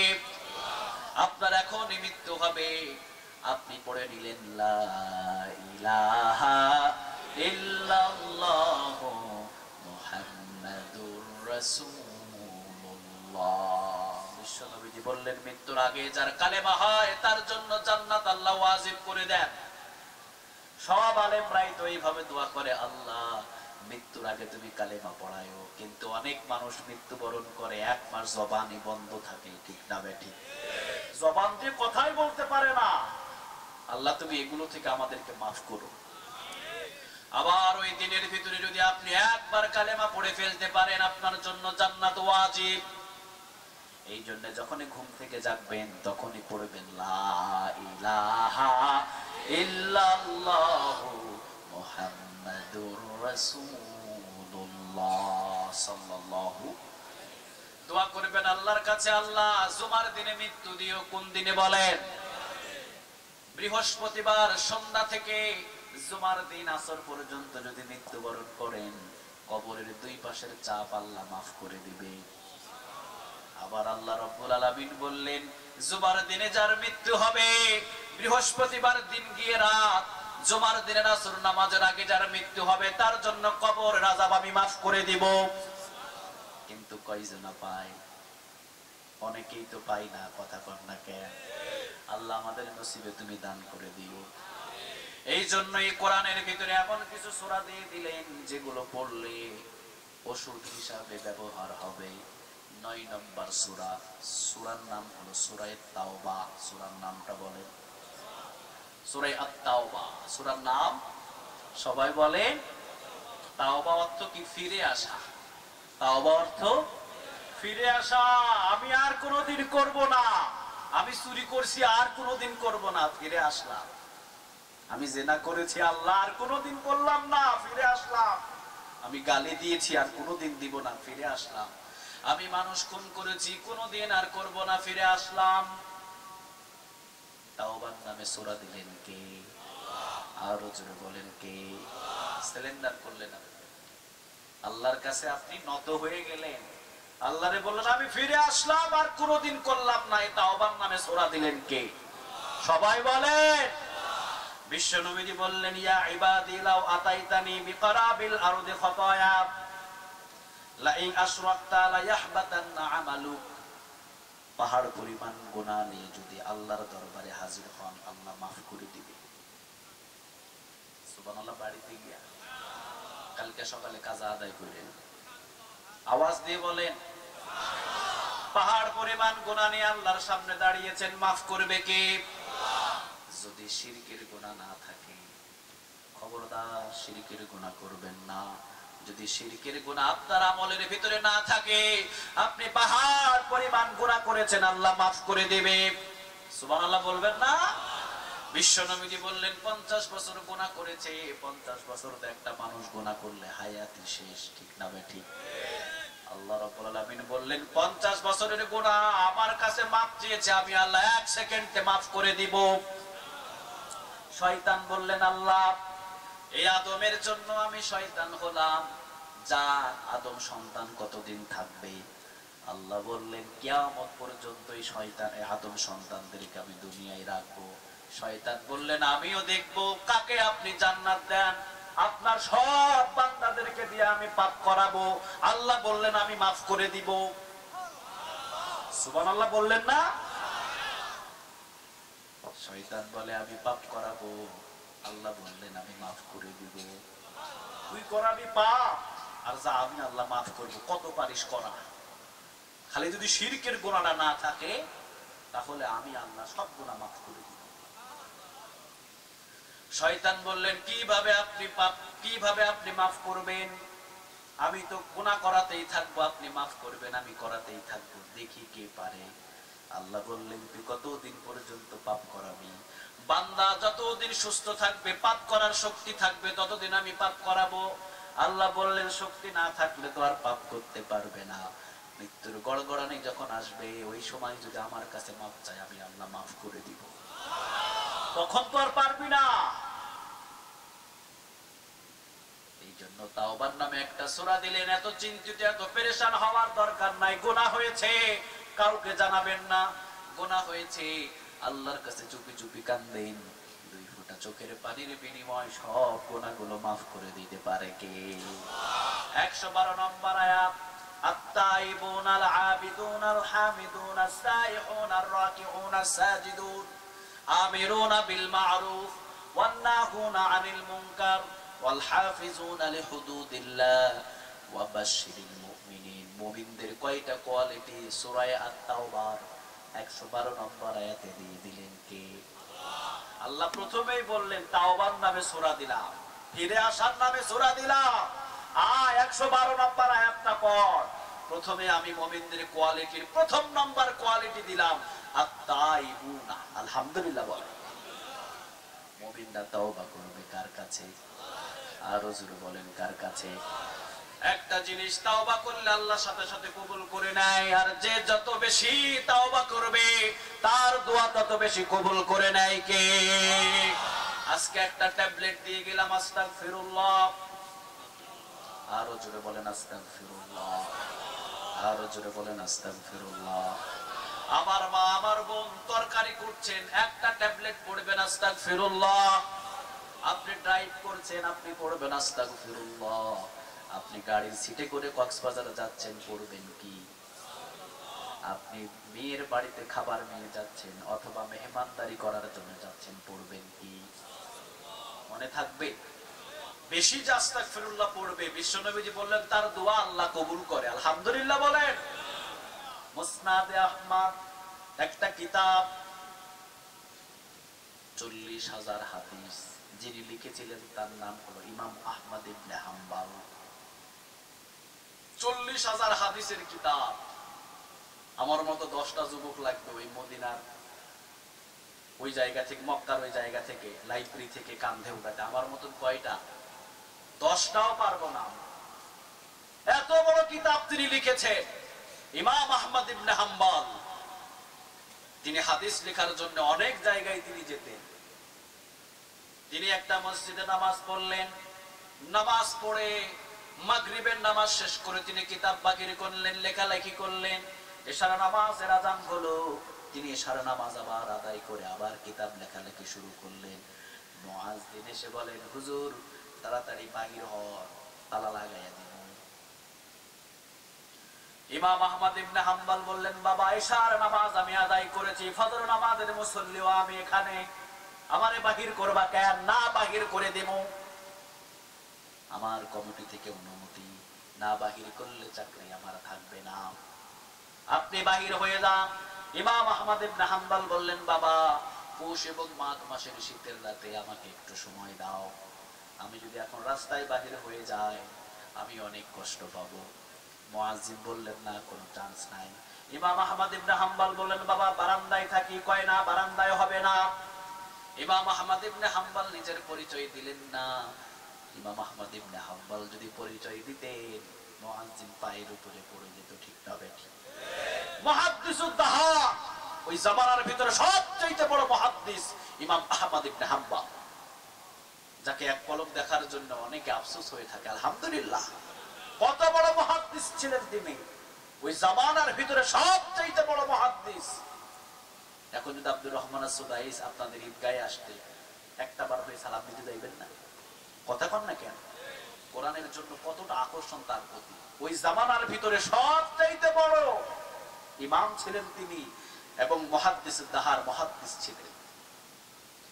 ইমাম আহমদ ইবনে হাম্বল নিজের পরিচয় দিলেন না। তিনি বললেন, বাবা ঠিক আছে, তুমি যখন তোমার মসজিদে রাখবা না। বাহির হয়ে গেলাম। কিতাবের সমস্ত বোঝা কাঁধের উপরে নিয়ে রাস্তা দিয়ে হাঁটা শুরু করেছেন। রাস্তার পাশেই একটা যুবক, সাদ বিন খাব্বাব, যুবক একটা রুটি বানাচ্ছে। যুবকের রুটি বানানো দেখে ইমাম আহমদ ইবনে হাম্বল চিন্তা করলেন, ওই যুবকের যদি ওই রুটি বানানো চুলার পাশে বসতে পারতাম, পৌষ এবং মাঘ মাসের শীত বুঝতাম না। শীতের দিনে আগুন ভালো লাগে না, খারাপ লাগে? কথা বল না কেন? মজা লাগে না? ইমাম আহমদ ইবনে হাম্বল বললেন, যদি ওই যুবকের রুটি বানানো চুলার পাশে বসতে পারতাম, কোনো ধরনের কষ্ট হতো না। এক পা দুই পা করে চলে গেলেন, সালাম দিয়ে দিলেন। সর্বপ্রথম সালাম দিয়ে বললেন, বাবা যুবক, রুটি বানাচ্ছ, আলহামদুলিল্লাহ, তুমি যদি আমারে অনুমতি দাও, তোমার ওই চুলার পাশে আমি সারা রাত বসে থাকতে পারি। যুবক বললেন, আহলান ওয়া সাহলান, খুশ আমদিন, আপনি আসেন, কোনো অসুবিধা নাই। আরে সারা রাতই তো চুলাটা জ্বালানো থাকে, আমি সারা রাত রুটি বানাই, আর এই পথের যারা আশা করে তাদের কাছে বিক্রি করি, আপনি বসেন, কোনো অসুবিধা নাই, আমার চুলার পাশে বসেন, আপনি তাপ গ্রহণ করেন, তাপ নেন, সমস্যা নাই। ইমাম আহমদ ইবনে হাম্বল খুশি হয়ে গেলেন, বসলেন, কিতাব বাগির করলেন, কিতাব দিয়ে লেখালেখি করছেন।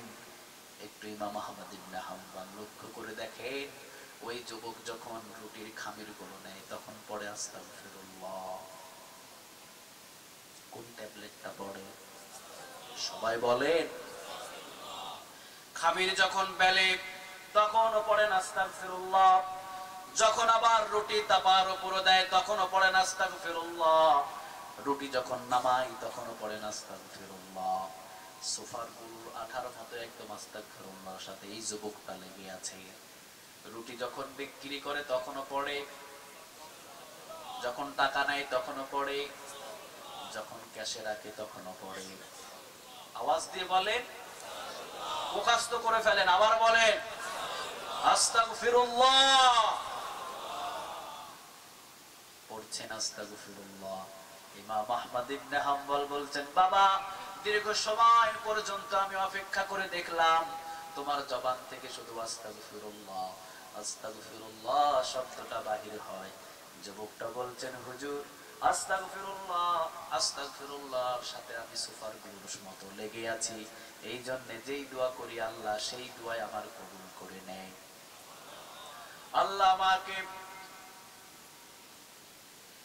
আল্লাহ রাব্বুল আলামিন আমাকে এমন কিছু দান করেছেন, যেই দোয়া করি ওই দোয়াটাই আল্লাহ আমার মঞ্জুর করে নেয়। আসহাবে সুফা যারা দোয়া করতেন দুনিয়ায়, দোয়াটা কবুল করে নিতেন কে? আল্লাহ রাব্বুল আলামিন আমাকে সেইটা দান করেছে। আসহাবে সুফা, যেই দোয়াটা আমি করি ওই দোয়াটা আল্লাহ আমার মঞ্জুর করে নেয়। ইমাম আহমদ ইবনে হাম্বল তিনি চিন্তা করলেন, বাপরে বাপ, যেই দোয়া করে ওই দোয়াই কবুল হয়ে যায়। যুবক বলে, হ্যাঁ, যেই দোয়া করে ওই দোয়াই আমার কবুল হয়ে যায়। সব দোয়াই পর্যন্ত যা করেছি সব দোয়া কবুল হয়েছে, একটা ছাড়া। জুড়ে বলেন কয়টা? আরো জুড়ে বলেন কয়টা? ইমাম আহমদ ইবনে হাম্বল বললেন, বাবা ওইটা আবার কোনটা? যুবক বললেন, দীর্ঘদিন পর্যন্ত আমি একটা দোয়া করে যাই, কেন জানি এই দোয়াটা আমার কবুল হয় না। ইমাম আহমদ ইবনে হাম্বল বললেন, বাবা আমি কি জানতে পারি ওই দোয়াটা কোনটা? যুবক বললেন, এই জামানার ভিতরে সবচাইতে একটা বড় মুহাদ্দিস আছে, যার নাম হলো ইমাম আহমদ ইবনে হাম্বল। দীর্ঘদিন পর্যন্ত আমি আল্লাহর কাছে দোয়া করেছি, আল্লাহ একটিবারের মতো হলেও ইমাম আহমদ ইবনে হাম্বলের দরবারে আমারে নিয়ে যায়। ইমাম আহমদ ইবনে হাম্বল অবাক হয়ে গেলেন। ইমাম আহমদ ইবনে হাম্বল দাঁড়ালেন। ইমাম আহমদ ইবনে হাম্বল বললেন, আনা ইমাম আহমদ ইবনে হাম্বল। বাবা, আর ইমাম আহমদ ইবনে হাম্বলের দরবারে তোমায় যেতে হবে না, তোমার দরবারে আল্লাহ ইমাম আহমদ ইবনে হাম্বলকে উপস্থিত করে দিয়েছে। ইমাম আহমদ ইবনে হাম্বলের দরবারে তোমায় যেতে হবে না, তোমার দরবারে ইমাম আহমদ ইবনে হাম্বলকে পৌঁছায়া দিয়েছেন কে? আস্তাগফিরুল্লাহর সাথে যদি 24 ঘন্টা লেগে থাকেন, দোয়াগুলো কবুল করবে কে? আরো জোরে বলেন। হযরত ওমর রাদিয়াল্লাহু তাআলা আনহু খেজুর বাগান দিয়ে হাঁটতেন নিরিবিলি জায়গায়, কিন্তু আমাদের সমাজের নেতাগুলো তো এখন নিরিবিলি জায়গা দিয়ে হাঁটেও না, ঠিক না বেঠিক? আপনি দায়িত্ব নিয়েছেন, আপনি খেদমত করার দায়িত্ব নিয়েছেন, রাতের পর রাত আপনাকে দেখতে হবে আপনার এলাকায় কোনো চুরি ডাকাতি হয় কিনা, ঠিক কিনা? কোনো গাঁজা খায় কিনা, কেউ মদ খায় কিনা, এটা আল্লাহ আপনাকে দায়িত্ব দিয়েছে। যদি না করেন, কিয়ামতের ময়দানে জবাব নেবেন কে? আরো জোরে বলেন কে? আল্লাহর দরবারে জবাব দিতে হবে। ওমর রাদিয়াল্লাহু তাআলা আনহু তিনি খেজুর বাগান দিয়ে চলাচল করছেন। গাঁজা কি মানুষ দোকানে খায় নাকি দোকানের পিছনে খায়? কথা কন না কেন? ঝুপে ঝাড়ে, এরপরে গোপন জায়গায় যেখানে মানুষ দেখা যায় না, ওই জায়গাগুলোই তো গাঁজা খায়, ঠিক কিনা? ওমর রাদিয়াল্লাহু তাআলা আনহু খেজুর বাগানের নির্জন এলাকা দিয়ে হাঁটছেন। তিনি দেখি কেউ এই এলাকায় গুনাহ করে কিনা। একটা যুবক দেখলেন হাতের ভিতরে একটা গ্লাস নিয়ে একটা বার ঢালে, আবার গ্লাস হাতে রাখে, আবার ঢালে, আবার হাতে রাখে, আবার ঢালে, আবার হাতে রাখে। ওমর পিছন থেকে সালাম দিয়ে দিলেন। ওমরের সালাম পেয়ে যুবক পিছনে দেখে, ওমর কলিজার ভিতরে মোসার দিয়েছে। ওমর সর্বনাশ, সাধারণ কোন প্রেসিডেন্ট নয়, শরিয়ার ভিতরে এমন ভাবে কঠোর ছিলেন। ওমরের সামনে যদি ইসলামের একটা আইন কেউ অমান্য করতেন, ওমর আগুনের গোলার মতো লাল হয়ে যেত। আল্লাহু আকবার। 19 থেকে 20 ওমরের সামনে কেউ করতে পারতেন না। 20 করতে হবে, 19 থেকে 20 হবে না। আলহামদুলিল্লাহ বলে। আজকে জমিনের ভিতরে যদি ওমরের মতো একটা শাসক পেতাম, পুরা জান্নাত হয়ে যেত পৃথিবীটা, ঠিক কিনা?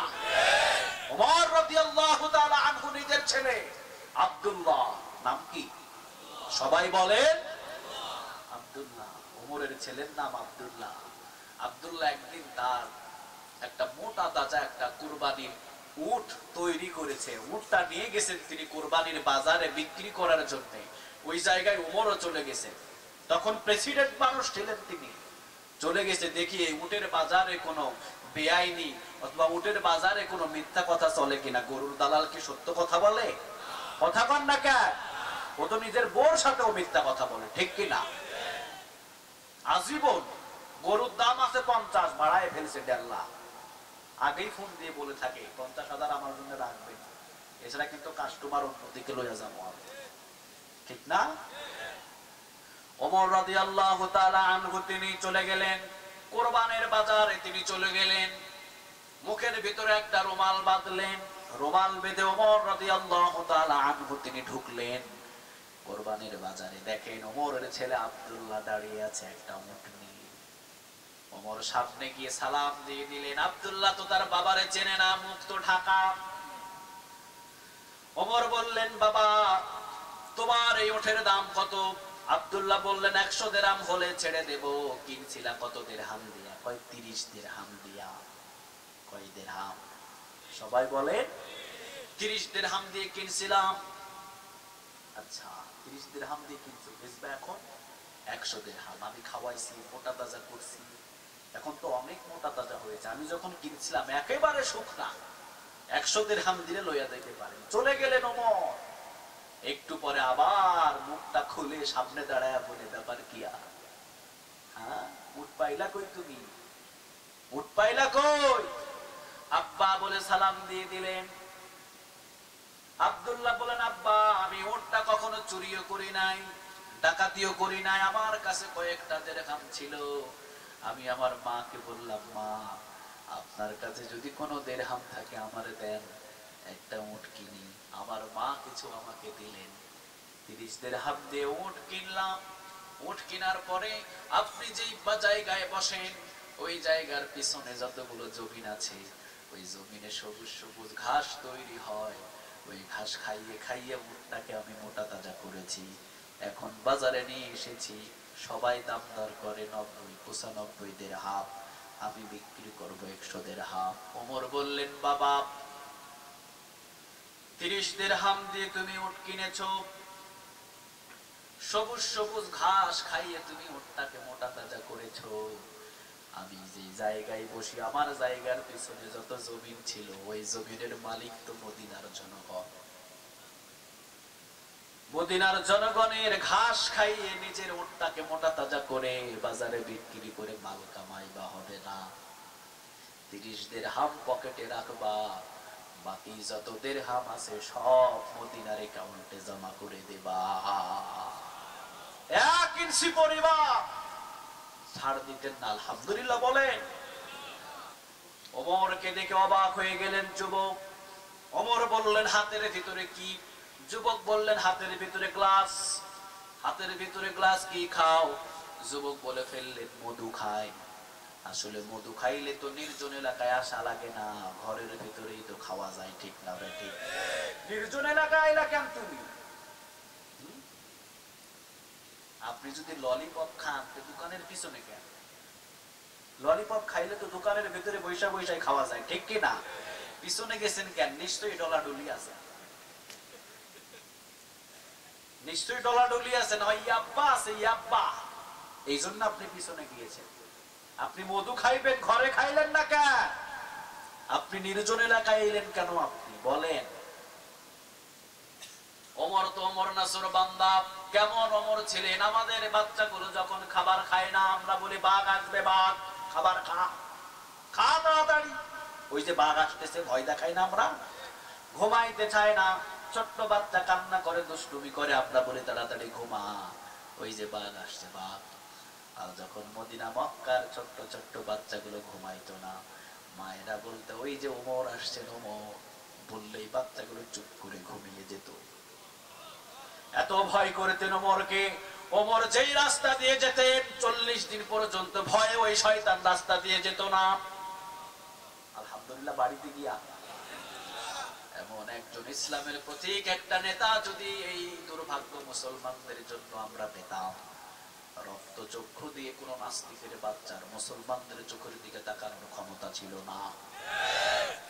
আজকে তো আমরা যেখানে সেখানে মার খাই, যেখানে সেখানে মার খাই, ঠিক কিনা? আওয়ামী লীগ ভাইরে মারলে বিএনপি খুশি, বিএনপি রে মারলে আওয়ামী লীগ খুশি, চরমোনাই রে মারলে জামাত খুশি, জামাত রে মারলে চরমোনাই খুশি, সুন্নি রে মারলে ওহাবি খুশি, ওহাবি রে পিটাইলে সুন্নি খুশি, ঠিক কিনা? আমরাই লেগে গেছি এখন। ওমর তো সে ওমর ছিলেন। ওমর একটা তরবারি হাতের ভেতরে নিয়ে বলেছিলেন, 12.5 লক্ষ বর্গ মাইল আল্লাহ আমাকে নেতা বানিয়েছে। একটা 12.5 লক্ষ বর্গ মাইলের ভিতরে যদি একটা মুসলমানদের উপরে কোনো ফুলের আঘাত পড়ে, পৃথিবীর আনাচে কানাচে থাকলে ওমর তাকে খুঁজে বাহির করবে। এমন ঘোষণা পাইছেন কোনদিন? সৌদি আরবের বাদশা, এটা তো একটা বাদশা না, এটা এখন মুসলমানদের ঈমান নিয়ে নষ্ট করা শুরু করছে, ঠিক কিনা? এই হারাম। আমি গালি দিলাম ছোট্ট বলে, সিনেমার হল বানায়, কাবার ইমাম গুলো যে কথাগুলো বলে, উচিত কথা বলে, তাকেও গ্রেফতার করে। নাউযুবিল্লাহ। ওখানে শুরু হয়েছে এখন মারামারি। মাঝে মাঝে হাফ প্যান্ট পরেও ছবি দেখা যায়, আবার মহিলার সাথেও কোলাকুলি করে, ঠিক না? মাথা ঘোরাইতেছে, তার মাথাটা খুব ঘোরাইতেছে। আল্লাহ যে কি লিখছে, আল্লাহ আমাদের সব মুসলিমকে হেফাজত করো। আর জোরে বলেন আমিন। আমরা সবাই যে কাবার দিকে তাকিয়ে থাকি, আমরা সবাই যেখানে তাকিয়ে থাকি ওই জায়গা থেকে আমরা তো শিক্ষা গ্রহণ করি, ঠিক কিনা? আল্লাহ ওই জায়গাটাকে তুমি হেফাজত করো। একটু আওয়াজ দিয়ে বলেন আমিন। বিশ্ব দৃশ্যগুলো দেখলে চোখের ভিতরে পানি পড়ে আসে। একজন সৌদির বাদশা, সে একজন মহিলার সাথে কোলাকুলি করবে কেন? সিনেমা হল গুলো উদ্বোধন করবে কেন? যে জমিনগুলোতে আমার রাসূল হাঁটাহাঁটি করেছে, যে রোজায় আমার রাসূল এখনো শুয়ে আছে, হাজার হাজার লক্ষ লক্ষ হাজিদের পানির চোখের পানিগুলো যে জমিনের ভিতরে পড়ে, ঠিক কিনা? এমন কোন কান্ট্রি নাই যে কান্ট্রি গুলোর চোখের পানি ওই মদিনার শহরে পড়ে নাই। সারা বিশ্বের যত মুসলিম সব গিয়ে সেখানে কান্নাকাটি করে চাই কার কাছে? কথা কান্না কার? এমন একটা জায়গা হযরত ওমর রাদিয়াল্লাহু তাআলা আনহু তিনি বললেন, যদি খাইবা তাহলে তুমি গোপন জায়গায় আসলা কেন? যুবক আর কোন উত্তর দেয় না। ওমর বললেন, তোমার হাতের এই গ্লাস পরীক্ষা হবে, হাতের এই গ্লাসের ভিতরে যদি সত্যি সত্যি মধু পেয়ে যায় অবশ্যই তুমি চলে যাইবা, কোনো অসুবিধা নাই। আর যদি মদ হয়ে যায় 80টা বেতের বাড়ি। বলেন তো 80টা বেতের বাড়ি আইনটা কার? আজকে যদি বাংলাদেশে এই আইনটা থাকতো, এই আইন তো পাশ করেছেন 1400 বছর আগে কোরআনের ভিতরে কে? আরো জোরে বলে। আল্লাহর আইনটা যদি পার্লামেন্টের ভিতরে আমাদের প্রধানমন্ত্রী যদি কার্যকর করে দিত, আল্লাহর কসম করে বলি, যেই পার্লামেন্ট থেকে মদের পক্ষে লাইসেন্স হয় ওই পার্লামেন্ট থেকে বাংলাদেশের ভিতরে যদি আইন পালন হতো, জীবনে কারো ক্ষমতা ছিল না এক ঢোক মদ মুখের ভিতরে নেয়। খাইলে 80টা বেতের বাড়ি। কয়টা? সবাই বলেন কয়টা? কত খাবি খা। খাইতেন আপনারা? কথা কন না কেন? খাইতেন? একদিন যদি ঈদগার মাঠের ভিতরে যদি সবার সামনে 80টা বেতের বাড়ি দেয়, ওর পুরা গোষ্ঠী ভালো হয়ে যাবে, ঠিক কিনা? ইসলামের বিচারই হলো প্রকাশ্যে, গোপনে কোনো বিচার। কারণ গোপনে বিচার করলে ঘুষ আছে না নাই? কথা বলেন আছে? আছে। ওমর রাদিয়াল্লাহু তাআলা আনহু বললেন, হাতের ভিতরে গ্লাস। হাতের ভিতরে কি? সর্বনাশ। 11টা 16 বাজে। 11টা 16। দীর্ঘ রাত করে বয়ান করা আমারও খুব অভ্যাস নাই। ঠিক আছে, দেখি একটা পয়েন্ট থেকে কতটুকু কথা বলা যায়। হাতের ভিতরে কি? সবাই বলেন। ওমর রাদিয়াল্লাহু তাআলা আনহু বললেন, দাও। হাতের ভিতরে গ্লাস। এই হাতের ভিতরে গ্লাসের ভিতরে যদি তোমার মধু হয়ে যায় তুমি মাপ পেয়ে যাইবা। আর যদি মদ হয়ে যায় তাহলে 80টা বেতের বাড়ি হুকুম টাকা। আর 80টা বেতের বাড়ি গোপনে মারবো না, 80টা বেতের বাড়ি মদিনার চত্বরের ভিতরে মারা হবে, সব মদিনাবাসী দেখবে, প্রকাশ্যে বিচার। একটা কথা জানবেন, যুবক গুনাহ করতেও দেরি করে না, আবার যুবক যদি তাওবা করে আল্লাহ মাফ করতেও দেরি করে না। জানেন এটা? একটা যুবক সেকেন্ডের ভিতরে একটা গুনাহ করতে পারে, ঠিক কিনা? আবার যুবক মাফ চাইতে দেরি, আল্লাহ মাফ করতেও দেরি করেন। আলহামদুলিল্লাহ বলে। এই যুবকের এখন আর কোনো উপায় নাই। সব বিপদ যখন চেপে আসে, পৃথিবীর কোনো বন্ধু যখন থাকে না, তখন তার একটা বন্ধু থাকে। বলেন তিনি কে? এই যুবকটা পৃথিবীর কারো কাছে আর চাইলেন না। এই যুবকটা তাওবা করলেন আল্লাহর কাছে, আস্তাগফিরুল্লাহ। আরো জোরে বলে। আত-তাইবুন আল-আবিদুন আল-হামিদুন আস-সাইহুন আর-রাকিবুন আস-সাজিদুন আমিরুনা বিল মা'রুফ ওয়ান-নাহুনা আনিল মুনকার ওয়াল-হাফিজুনা লিহুদুদিল্লাহ ওয়া বাশশিরিল মুমিনিন। কথাটা কার? যুবকের মনে হলো মুমিনদের জন্য তো আল্লাহ অবশ্যই তাওবার রাস্তা খোলা রেখেছে, মুমিনদের জন্য তো অবশ্যই আল্লাহ তাওবা কবুল করেন। যুবক তাওবা করলেন আল্লাহর কাছে, আল্লাহ জীবনে কোনোদিন আর এক ফোঁটা মদ এই মুখের ভিতরে নিব না। তাওবা কবুল করলেন কে? আরো জোরে বলেন। এই যুবক আবার বললেন, আল্লাহ তাওবা আপনি যদি কবুল করে থাকেন, আজকে ওমরের হাত থেকে আপনি আমারে বাঁচায়া দেন। ওমরের হাতের ভিতরে যে গ্লাস দিয়েছি আমি বলেছি ওই গ্লাসের ভিতরে মধু, আসলে গ্লাসের ভিতরে মদ। ওমর যদি জেনে যায় যে মদ 80টা বেতের বাড়ি আমাকে মারবে, আল্লাহ গোপনে গুনাহ করেছি, গোপনে আপনি আমারে মাফ করে দেন।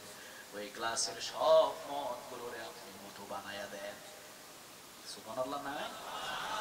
ওমর রাদিয়াল্লাহু তাআলা আনহু নাকের কাছে নেই, কেমন কেমন জানি লাগে। শাহাদাত আঙ্গুল দিলেন, কেমন কেমন লাগে। জিহ্বার আগায় দিলেন, ধন্যবাদ জানিয়ে বলেন, যুবক যদি মধুই খাইবা এই জায়গায় আইসো কেন? আমি প্রেসিডেন্ট মানুষ, আমার দাওয়াত দিয়ে কি মধু খাওয়া যায় না? হাতের ভিতরে মধুটা নিয়ে ওমরও খাইলেন এবং বললেন, যুবক তুমি যেই মধুটা আমারে খাওয়াইলা, ওমর জীবনে অনেক মধু খেয়েছে, তোমার মতো সুস্বাদু মধু কোনোদিন খাই না। সেকেন্ডের ভিতরে তাওবা কবুল করেছে কে? আরো জোরে বলে। আজকের দিন হলো আমাদের তাওবার দিন, ঠিক কি না? আবার আগামী বছর কোন দিন আসবে, বাঁচবো কি মরবো, মাহফিলে বসতে পারবো কি পারবো না, আজকে আমরা তাওবা করে এখন এখান থেকে বিদায় নিব। রাজি আছে? বাকি কোয়ালিটি গুলো, বাকি যে মুমিনদের কোয়ালিটি আমাদের পক্ষে এখন বলা সম্ভব নয়। অনেক কোয়ালিটি এখানে। আটটা তাওবা, তাওবার যে কোয়ালিটি থেকে কথা বললাম, আল্লাহ সুবহানাহু ওয়া তাআলা এখান থেকে আমরা সবাই যেন তাওবা করে গুনাহ মাফ করে এখান থেকে আমাদেরকে বিদায় করে, আমরা বলি আমিন। আরো জোরে বলি আমিন। কারণ গুনাহ মাফ চাইলে মাফ করেন কে? কথা বলেন কে? সব দরজাগুলো এখন একটার পর একটা বন্ধ। ঈদগাহের ভিতরে, কক্সবাজার ঈদগাহের আশেপাশে কি কোনো কি দরজা এখন খোলা আছে? কথা বলেন আছে? আল্লাহ বলেন, মানুষের দরজা বন্ধ হয়, আমি আল্লাহর দরজা খোলা হয়। সুবহানাল্লাহ নাই? সহিহ বুখারীতে হাদিসটি এসেছে, যত রাত গভীর হবে আল্লাহ সব রহমতের দরজা তত খুলে দেন। শেষ পর্যায়ে আল্লাহ দুই হাত বাড়িয়ে দেন, বান্দা কি চাইবি চা, যা চাইবি তাই তোকে দিয়ে দিব। কিন্তু তখন তো আমরা থাকি কোথায়? কথা কন না কেন? এমন ভাবে লাখ দেখায়, টাটা টাকের ইঞ্জিনও ফেল, ঘ ঘ করে ডাকায়, ঠিক না? আবার সকালে উঠে দেখে লুঙ্গি খাটের নিচে পড়ে আছে। আল্লাহ এগুলা থেকে আমাদেরকে হেফাজত করো, রাত ভোর ইবাদত করার তৌফিক দান করো। আজকের তাওবার দিন আমরা ধারণ করেছি, আজকের তাওবা আমাদের কবুল করে, আমাদের পিছনের সব গুনাহ তুমি মাফ করো, আমরা বলি আমিন। পড়েন আস্তাগফিরুল্লাহ রাব্বি মিন কুল্লি যামবি ওয়া তাওবু ইলাইহি লা হাওলা ওয়ালা কুওয়াতা ইল্লা বিল্লাহি আলিয়্যিল আযীম। ওয়া আখিরু দাওয়ানা আনিল হামদুলিল্লাহি রাব্বিল আলামিন। আসসালামু আলাইকুম ওয়া রাহমাতুল্লাহি তাআলা ওয়া বারাকাতুহু। 2 মিনিট আলোচনা হয়তো আমার সমাপনী ভাই ঘোষণা দেবে। এরপরে আমরা মোনাজাতের মাধ্যম দিয়ে তাওবা করেছি, মোনাজাতের মাধ্যম দিয়ে করে আমরা উঠবো। এর আগে তো কেউ উঠাউঠি করবেন না, কথা দেন, কথা দেন। ওই পিছনের গুলা কয় না, আবার বলেন ইনশাআল্লাহ। কথা দিছি, কথা বলেন।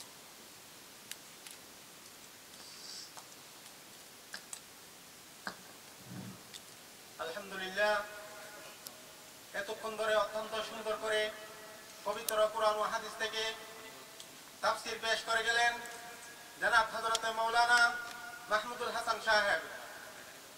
এই পর্যায়ে সংক্ষিপ্ত আকারে বক্তব্য রাখবেন মাহফিল পরিচালনা কমিটির সভাপতি জনাব